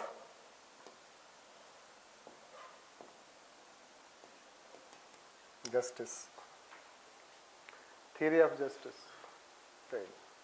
Same thing can happen in judiciary also. Right. Now if 5 judge bench,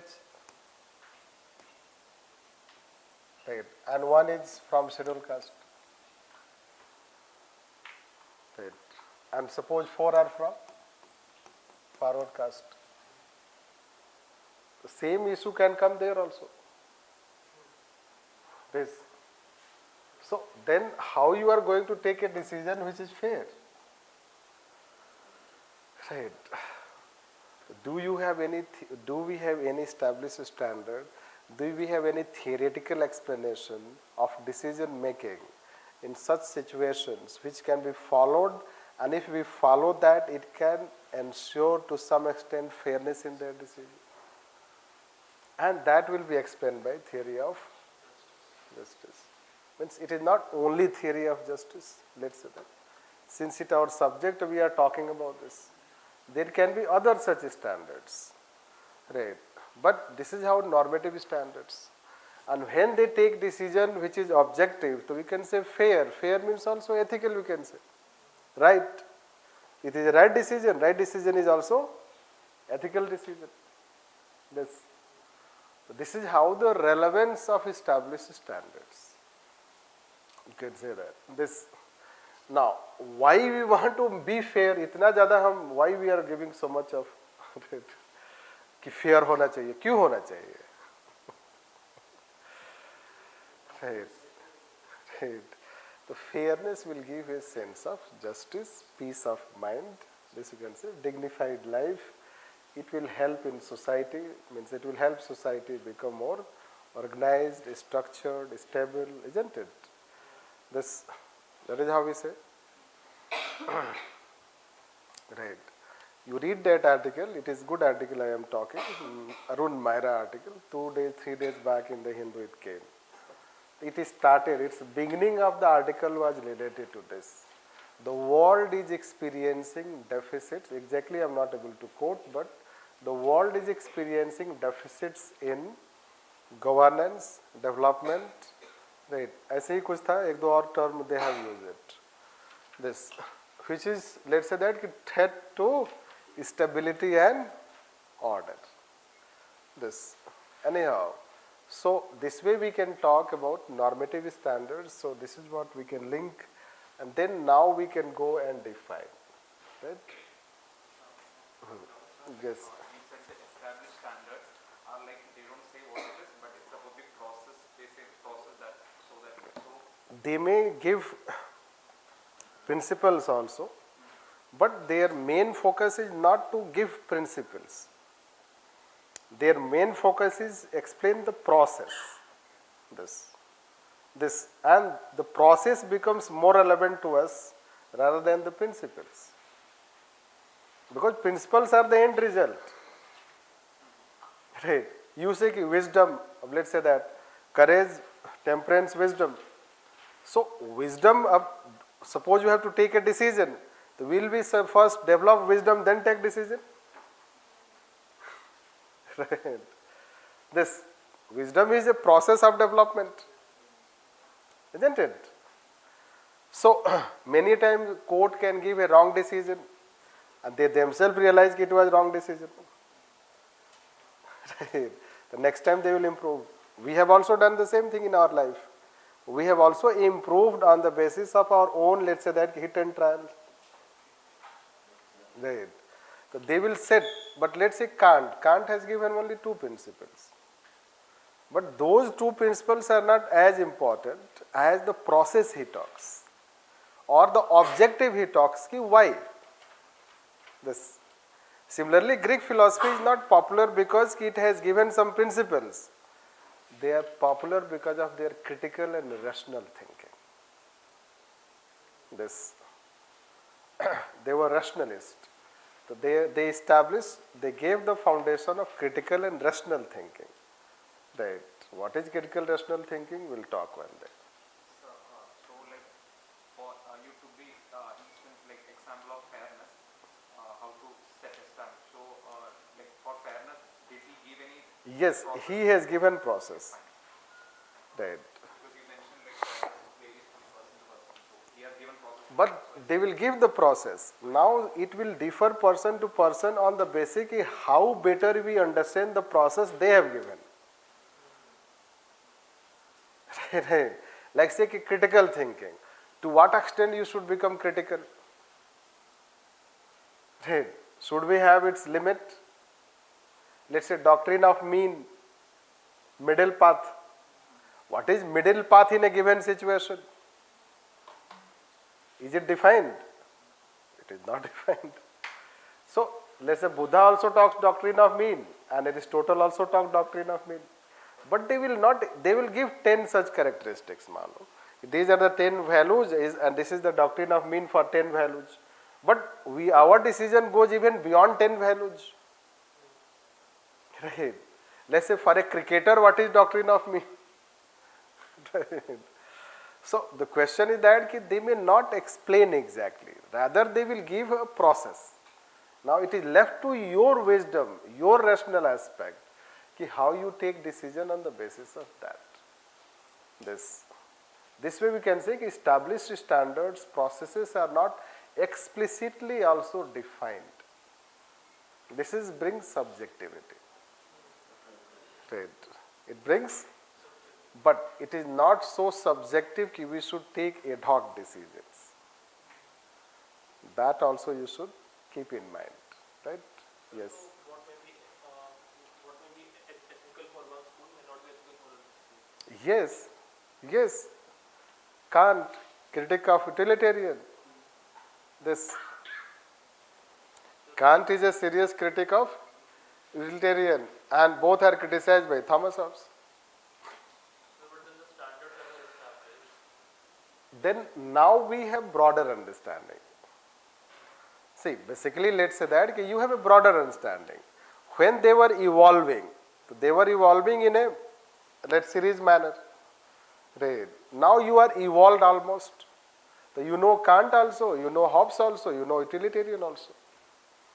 Then you can apply your wisdom in a given situation which we should apply. So now we have a good understanding about it. Yes, all they have given the golden standards. Now we can apply in some golden time. So, don't you think the established standards are influenced moreover by people who are in power? No. They are by philosophers. Like, they might have like influence with the rulers. No. Socrates was hanged, you know that. The founder of ethics was executed for ethics. Right. So it is not in that. Gradually we will tell it. So there is a possibility that the standards Basically, he was teaching his philosophy. State considered that he is inciting people against state. So he was charged for sedition. He was inciting people against state. But he was not inciting, he was teaching. He says critical thinking. जैसे आज भी कभी कभी आप देख सकते हो, isn't it? Critics, right? UPSC will come to this. So then let's say that he was asked to apologize. No, he was asked to leave the territory. He did not. And he was executed. Right. The rest I will tell when we teach. Yes, what was it? Chronology of his school. This is the first school. Right. Then Hobbes will come. This Hobbes. Then Bentham utilitarian will come. Then Kant will come. Then Mill will come. Then let's say that Locke, Rousseau, etc. John Rawls 1963. It is the most recent, let's say. This broader way you can say, first Greek philosophy, then teleology, then deontology. And the last is this. So you will tell all this Yes, gradually we will teach you. Today to He's asking so much that getting mixed up. yes. See, this is the first class and it is ethics class. So ethics is based on critical thinking. So people should be allowed to have their thinking. Right. Yes, we'll tell everything. We'll tell everything, right? So we will dictate everything, we'll tell everything. We are just trying to brainstorm you and let them people think about ethics. This, yes. So there is a possibility in future that the standards that are established, that they can be rejected by a new school. They may be criticized, but not, they may not altogether be rejected. इसलिए कि अभी तक वो अगर survive किए हैं, right? If they have survived till that, no, so thereafter it is very difficult to reject. Aren't there any Indian standards? Right. Yes, there are Indian standards, right? See, basically, what we can say that these theories were developed the way we are talking, so that's why Indian name does not come in this. But while teaching, we'll give you Indian references. Like one we will teach when we'll take this, Amartya Sen as critic to John Rawls. Capability approach. This.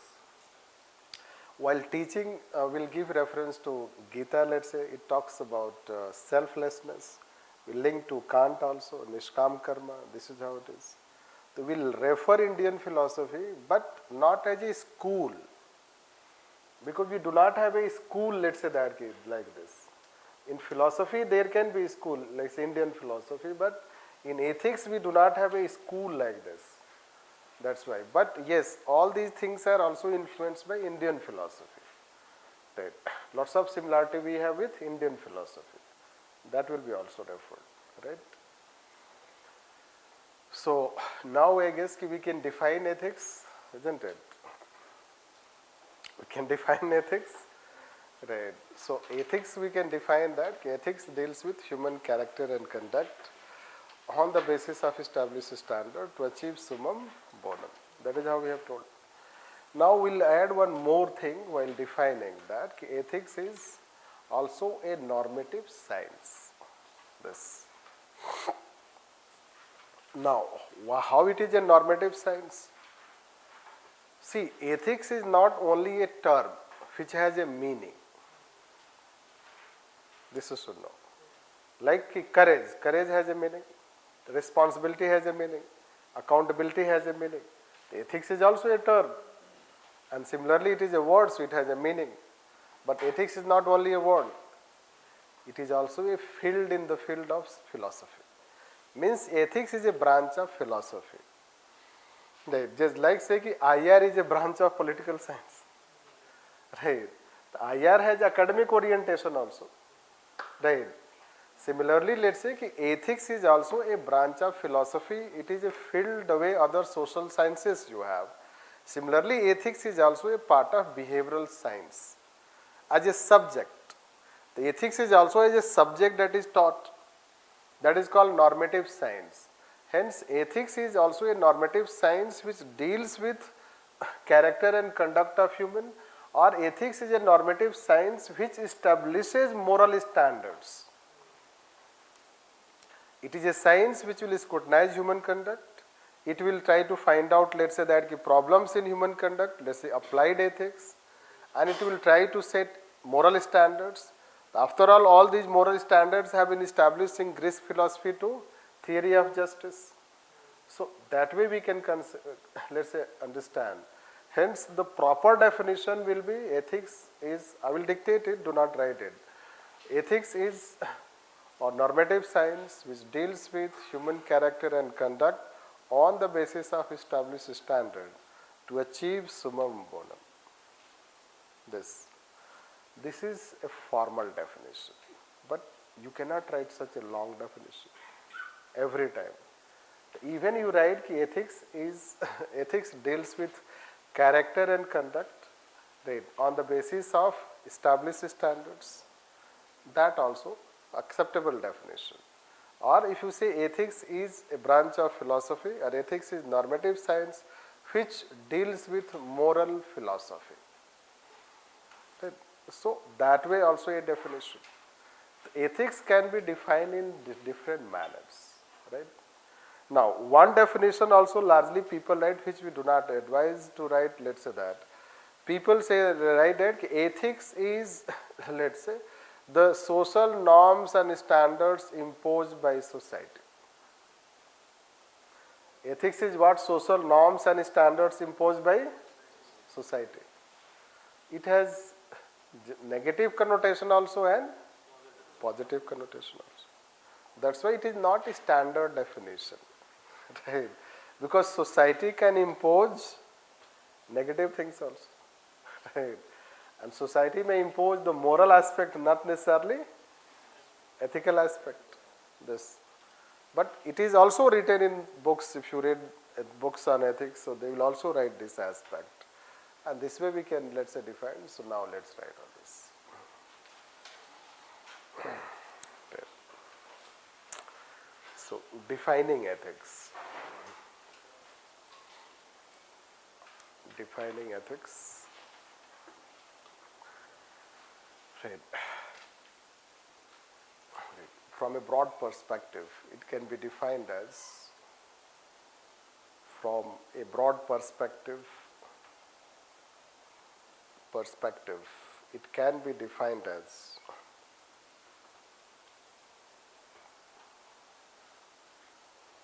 a field of normative science,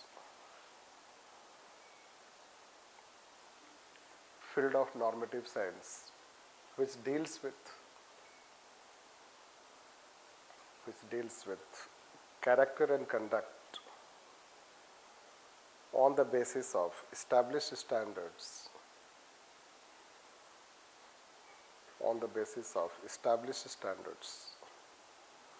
to achieve summum bonum.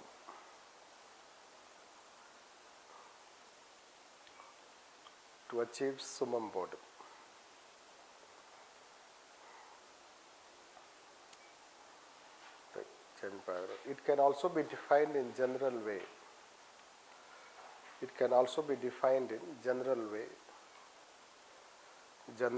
Like, first, it deals with character and conduct. On the basis of established standards.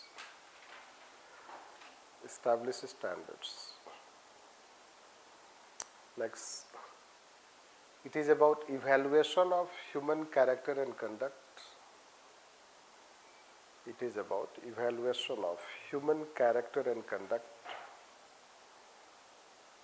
On the basis of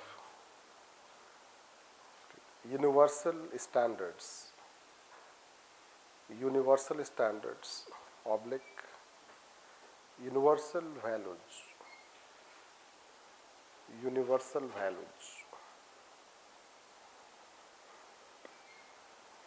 Next,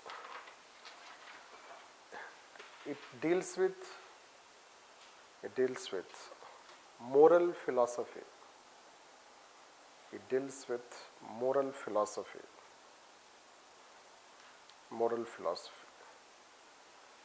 Next, it is about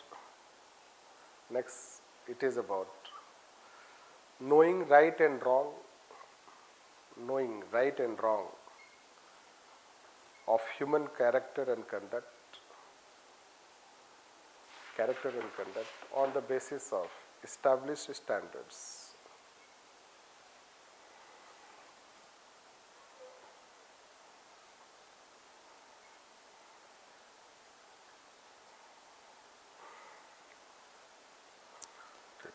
Therefore,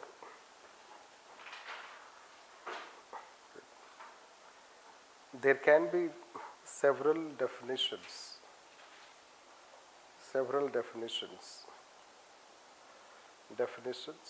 in which the common aspect can be, the common elements can be. First, character and conduct. Second, universal standards, oblique established standards.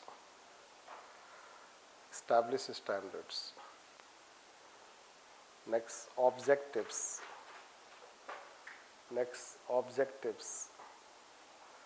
Objectives like the chief good or why a right conduct is important.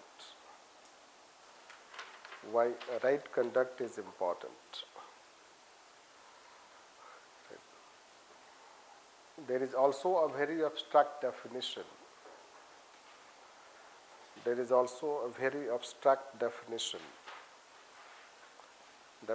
That ethics is social norms and standards imposed by society.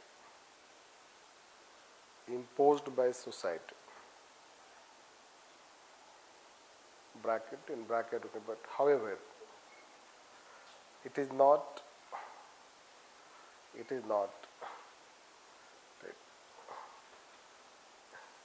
standardized definition. It is not a standardized definition, as it can have negative connotation. It can have negative connotation.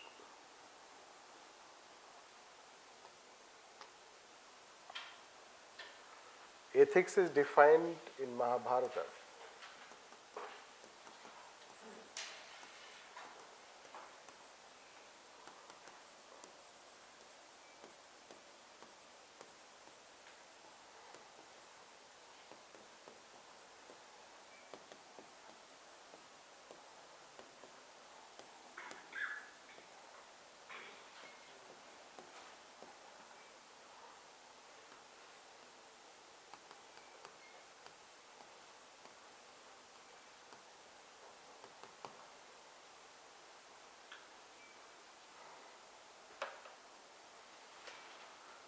Do not do unto others as you won't be done by.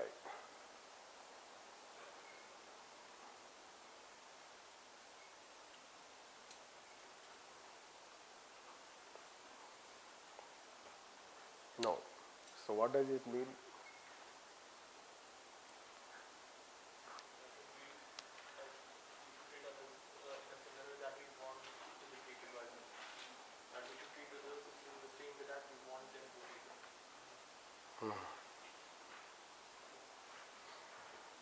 So can it be standard?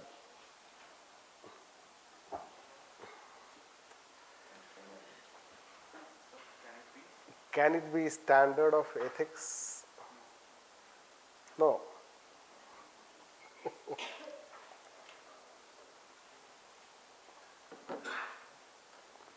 It is one universal standard. Do not do unto others as you won't be done by. No. So it will set universal standard. Whatever you expect, right, for yourself, right, you should also expect for others. No. Or let's say forget about this. You want respect and dignity? किसको नहीं चाहिए? सबको चाहिए. Right. We want respect and are we giving others respect and dignity?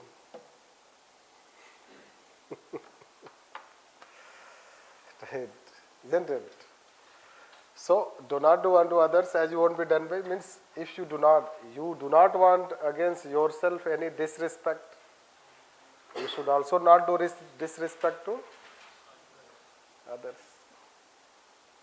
Right. It is a very powerful line. Right. Later on we'll use it for other such reinforcements. Yes.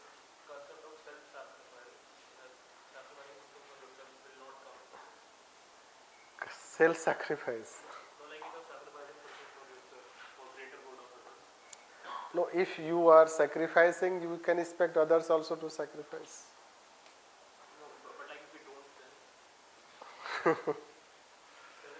No.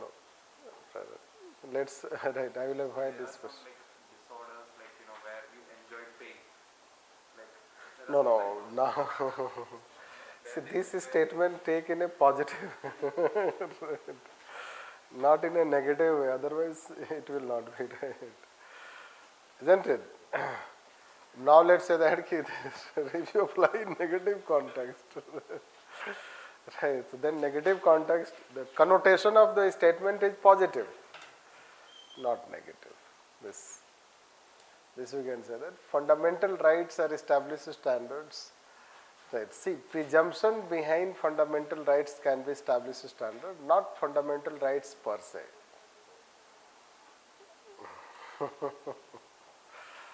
Right.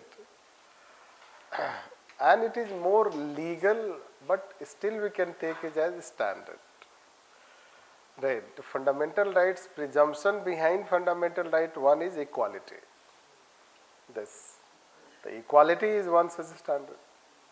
So that way we can say that not necessarily what we have inscribed in our fundamental rights, because if you say our fundamental rights, US fundamental rights, other countries' fundamental rights, there will be differences.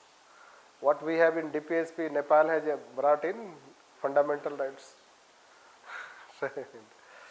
Anyhow, social and other rights they have included in fundamental rights. That's not. But the presumption behind that can be. Presumption is equality and dignity. This. So that we can say. Let's write further on this.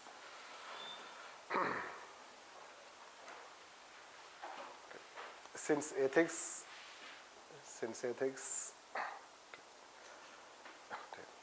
is based on established standards. Ethics is based on established standards.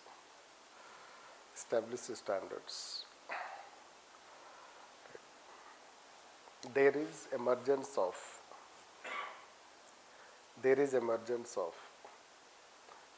a field of normative science, of ethics,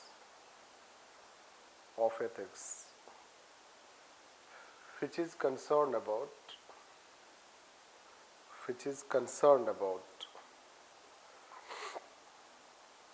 first knowing the meaning of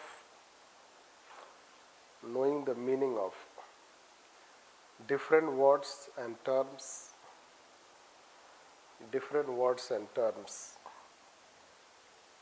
like good, bad, this right, wrong.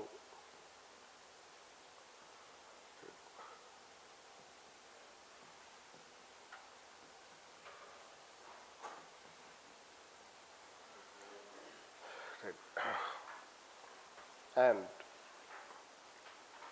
it is dealt by field of meta-ethics.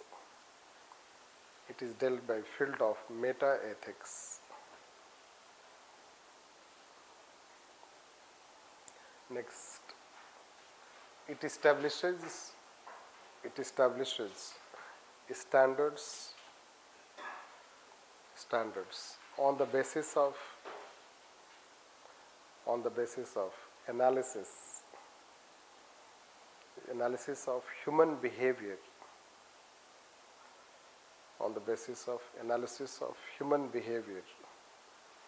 in a given situation.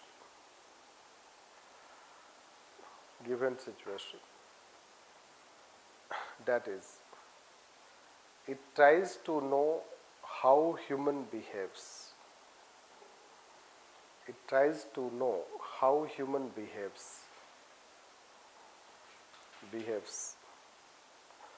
So that behavior can be improved.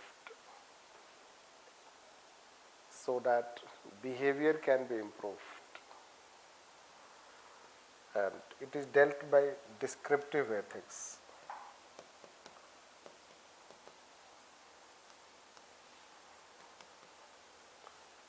It is known as descriptive ethics.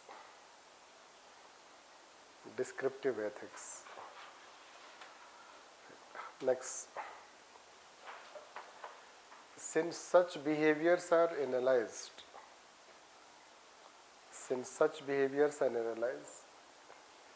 in a given situation,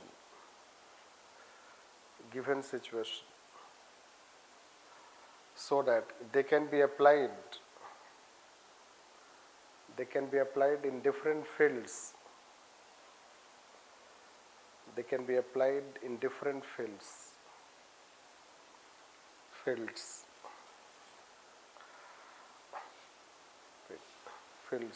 That is, when ethical principles are given,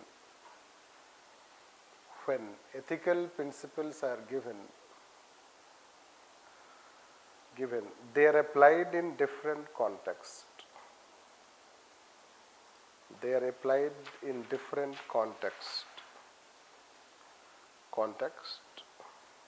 Like sports, health, civil services, business, and hence it is referred as applied ethics.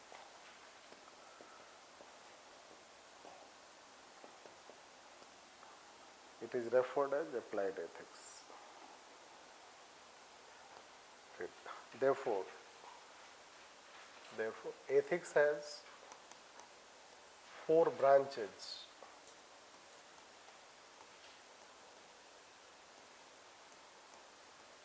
Ethics has 4 branches. One is normative science,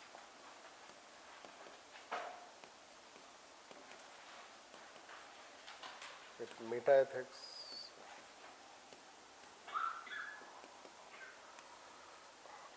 descriptive ethics,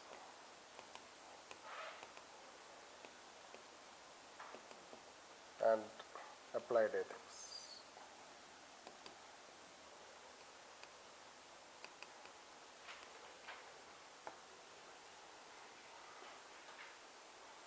Applied ethics. It means ethics itself is a branch. Changing paragraph. Ethics itself is a branch. Ethics itself is a branch of philosophy. Rather than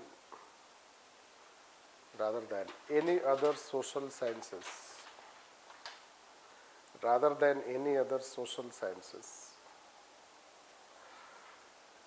In bracket, political science, sociology, psychology, etc. So ethics itself is a branch of philosophy which deals with human character and conduct,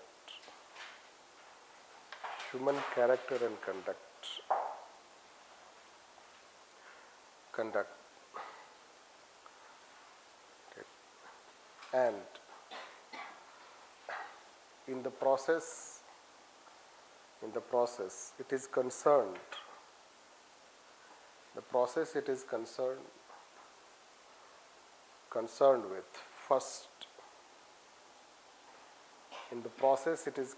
with first how humans should behave.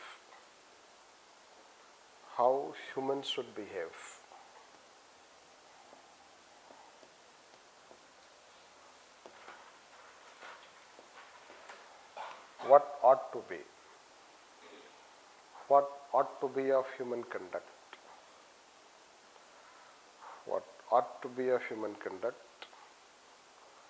Next, it sets ideals or standards of human conduct.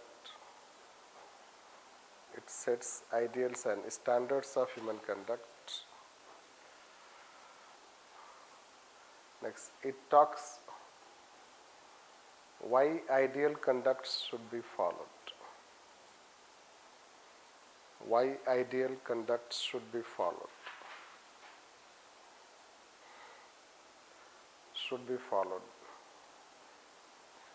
In bracket, according to Vedas, the main aim of human life is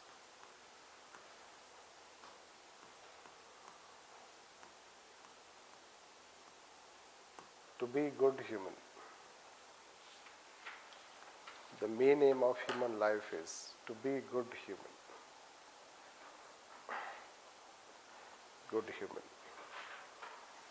So that's why ethics is considered as or normative science. Ethics is considered as a normative science which deals with human character and conduct.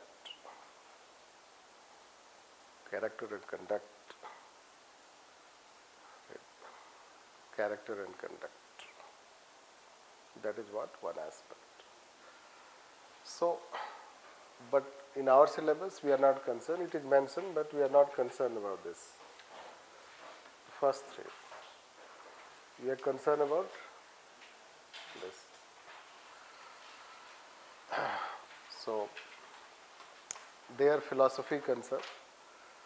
So we are not concerned about meta-ethics, descriptive, applied. Although it is a topic mentioned, if you see topic first, ethics and human interface, mention approaches of ethics. Right. If you see approaches. So this is how approaches you can consider. So far no question has been asked. Although we are expecting a question one day, right, on approaches also. So as far as approaches are concerned, let's say what we are trying to say. After all, why they are trying to establish these standards? So ethics is not only just to deal about character and conduct. They will also talk what is character, what is meaning of character, what is good character, what is best character. They also deal all these things. And how to achieve them, they also talk. Let's say doctrine of mean. So this Greek philosophy will say doctrine of mean is the way to achieve. This how you will achieve to follow doctrine of mean. And what is the highest level of standard you should achieve? To wisdom. Right. The wisdom is the highest level of achievement. This in our philosophy also we say nirvana, enlightenment, isn't it? After all, what Buddha achieved? Right. So highest level of achievement was enlightenment, isn't it? So that is how chief good you can say. For an individual, chief good is enlightenment, wisdom. And for society, it is one earth, one family.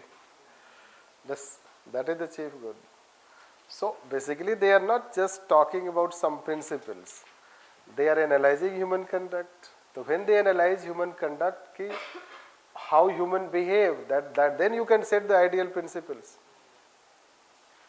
Unless we know how human behave, how can we set the standards? Or how can we say what you should behave, how you should behave? This is concerned about descriptive ethics. It will try to know how human behaves. Right. Once you know how human behaves, and it has told the meaning of the different words, right, then it can use them, right, in setting standards, and those standards will be applied. Let's say sports ethics के हम बात के लिए sports चल रहा है इसलिए we are taking name means cricket, isn't it? So when we talk sports ethics, where the ethics comes in sport, from where it has come, right? This, or you say civil services values, so from where it has come. This, that way, let's say that this is how the relationship between them. Then we have gone into talking this one only. The 3-4 lines that we have told. Right. It's a normative, let's say that science, it deals with, analyzes human conduct, sets the standards, talks the objectives. Right. So ethics deals with all these 3 things. Right. It analyzes the conduct, sets the standards, and also says why you should follow it. Why you should follow it, we have referred no any philosophy, rather we have given a general reference. This. So, because philosophy will teach separately, so will tell that what they are saying. What Greek philosophy say, what should be the highest aim, or utilitarian wala to aapko pata hi hai, isn't it? Main aim of life is to avoid pain and right, seek pleasure. Utilitarian philosophy. This is how it says, main aim of life is, human life is to seek pleasure and avoid pain. Yes, they will say that. So that way we can see. So they will talk on this. This is what we can say. Let's write on this further. Is it clear? Are you able to understand? These things are you understanding? Right. Even if you do not understand, you will ensure that later on you understand. Right. Means when we take one by one them, or you become a bit, let's say, old in this understanding. Right. That's why you should read DOPT, that this manual, to know more on ethical aspect. This. let's write evolution of ethics.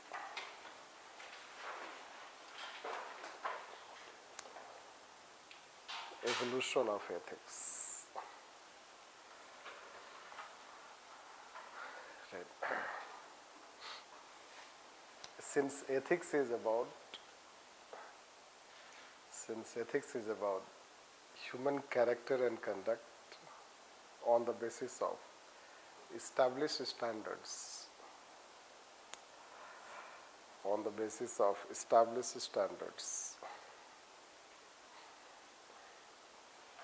standards which have been set or are set on the basis of critical thinking and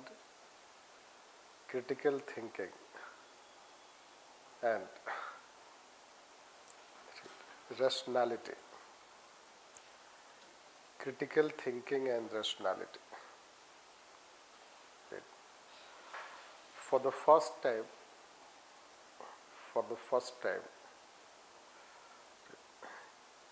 critical thinking and rationality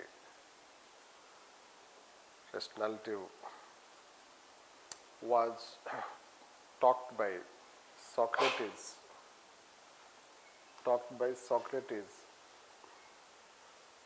when he said,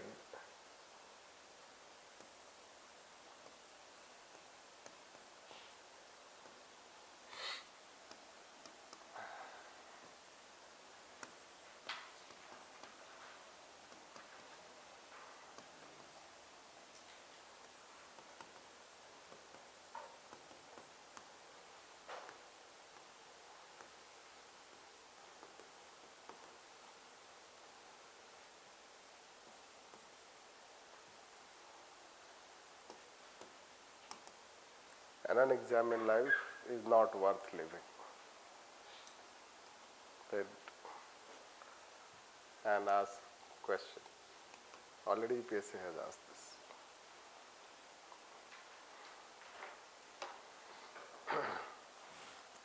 See, foundation and many other people may have talked, but we are not teaching history. No. It is said that ethics started with Socrates when he talks about critical thinking and rationality.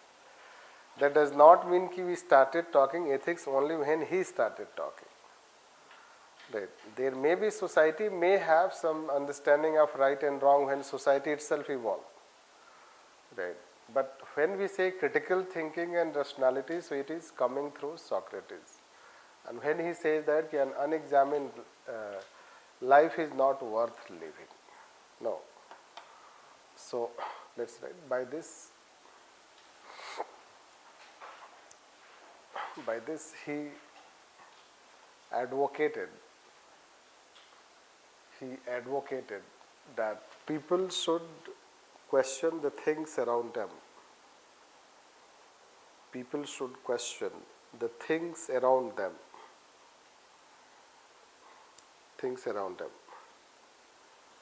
Okay. Hence, he gave a tool of art of questioning.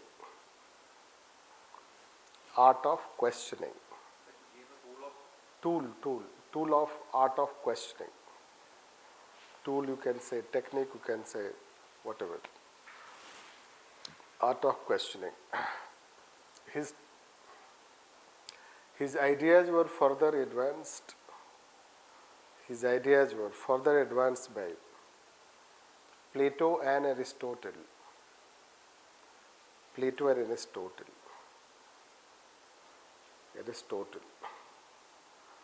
And that is how Greek philosophy was born.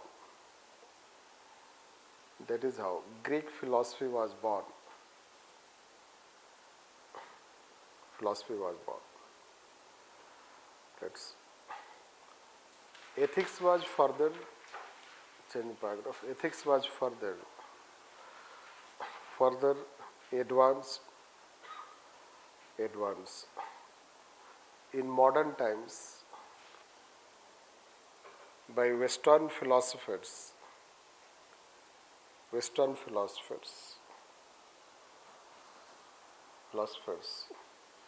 like first Thomas Hobbes as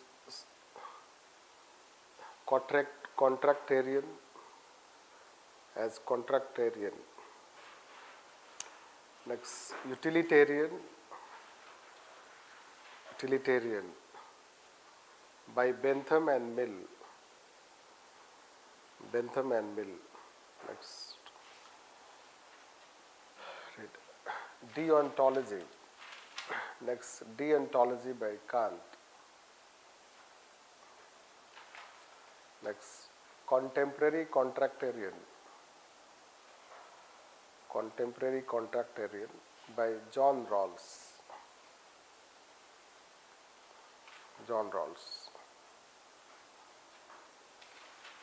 And hence, a field of ethics has evolved.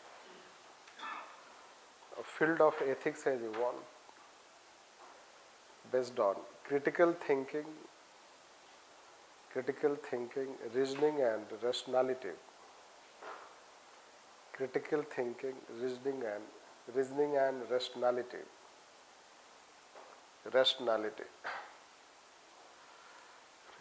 Which can be broadly divided into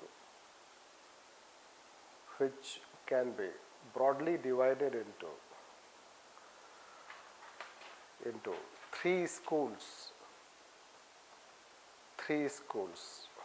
First, Greek philosophy. Next, deontology. Next, teleology.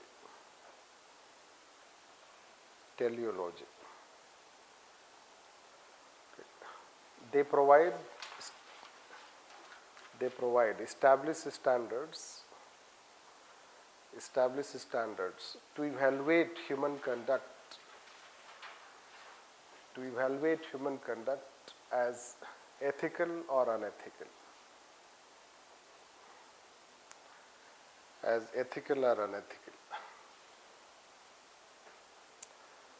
So today we'll finish here and we'll talk critical thinking, rationality. You think what is meaning of this statement, and then we'll talk difference between morality and ethics, religion, norms, etc. We'll try to relate tomorrow how ethics is related with religion, social norms, law, and we can say morality. And then we'll take other things, right? So let's finish it. Yep. Regarding, like, you ask for sources for following, like from practical and like an exam point of view, like you ask, already there is some material provided by the coaching, like the coaching has provided 2 books. On top of that, you're suggesting that you should buy lexicon also, and No need to buy. and this classes will suffice, and so I'll be See, we'll give you enough material, let's say, so no need to buy. class notes. Yes, class notes plus you have 2 practice book, theory, question and answer. No, that is, I think, reference. It is, yes. It is syllabus-wise topics. But then you will get soft copy on portal. On portal, soft copies will be given related to question answers compilation. The purpose of giving is that you can see question, you can see answer, you can have some writing practice yourself. Similarly, case studies also, there will be over, let's say, more than 100 case studies. You will see the case studies also, answer also. So see, answers themselves are resource material, because the answers have different types of questions, explanation, examples, philosophical references. Already here we will give you lots of these references, examples, concepts, so it becomes quite enough. Okay, so class notes plus this you can use it for reference. Reference But plus, you strongly suggest that values of Yes, because initially, let's say कि your thinking, your bent of thinking is not ethical oriented. कि how to logic it, how to reason it. So at initial stage, we recommend that DOPT manual because it is explaining in a very simple way. So just a broad understanding, we need not make notes or something from that PDF. Yes, yes, it is not needed. Not just for reading and understanding. Just for reading And and no need to re-refer again. yes, right. Okay.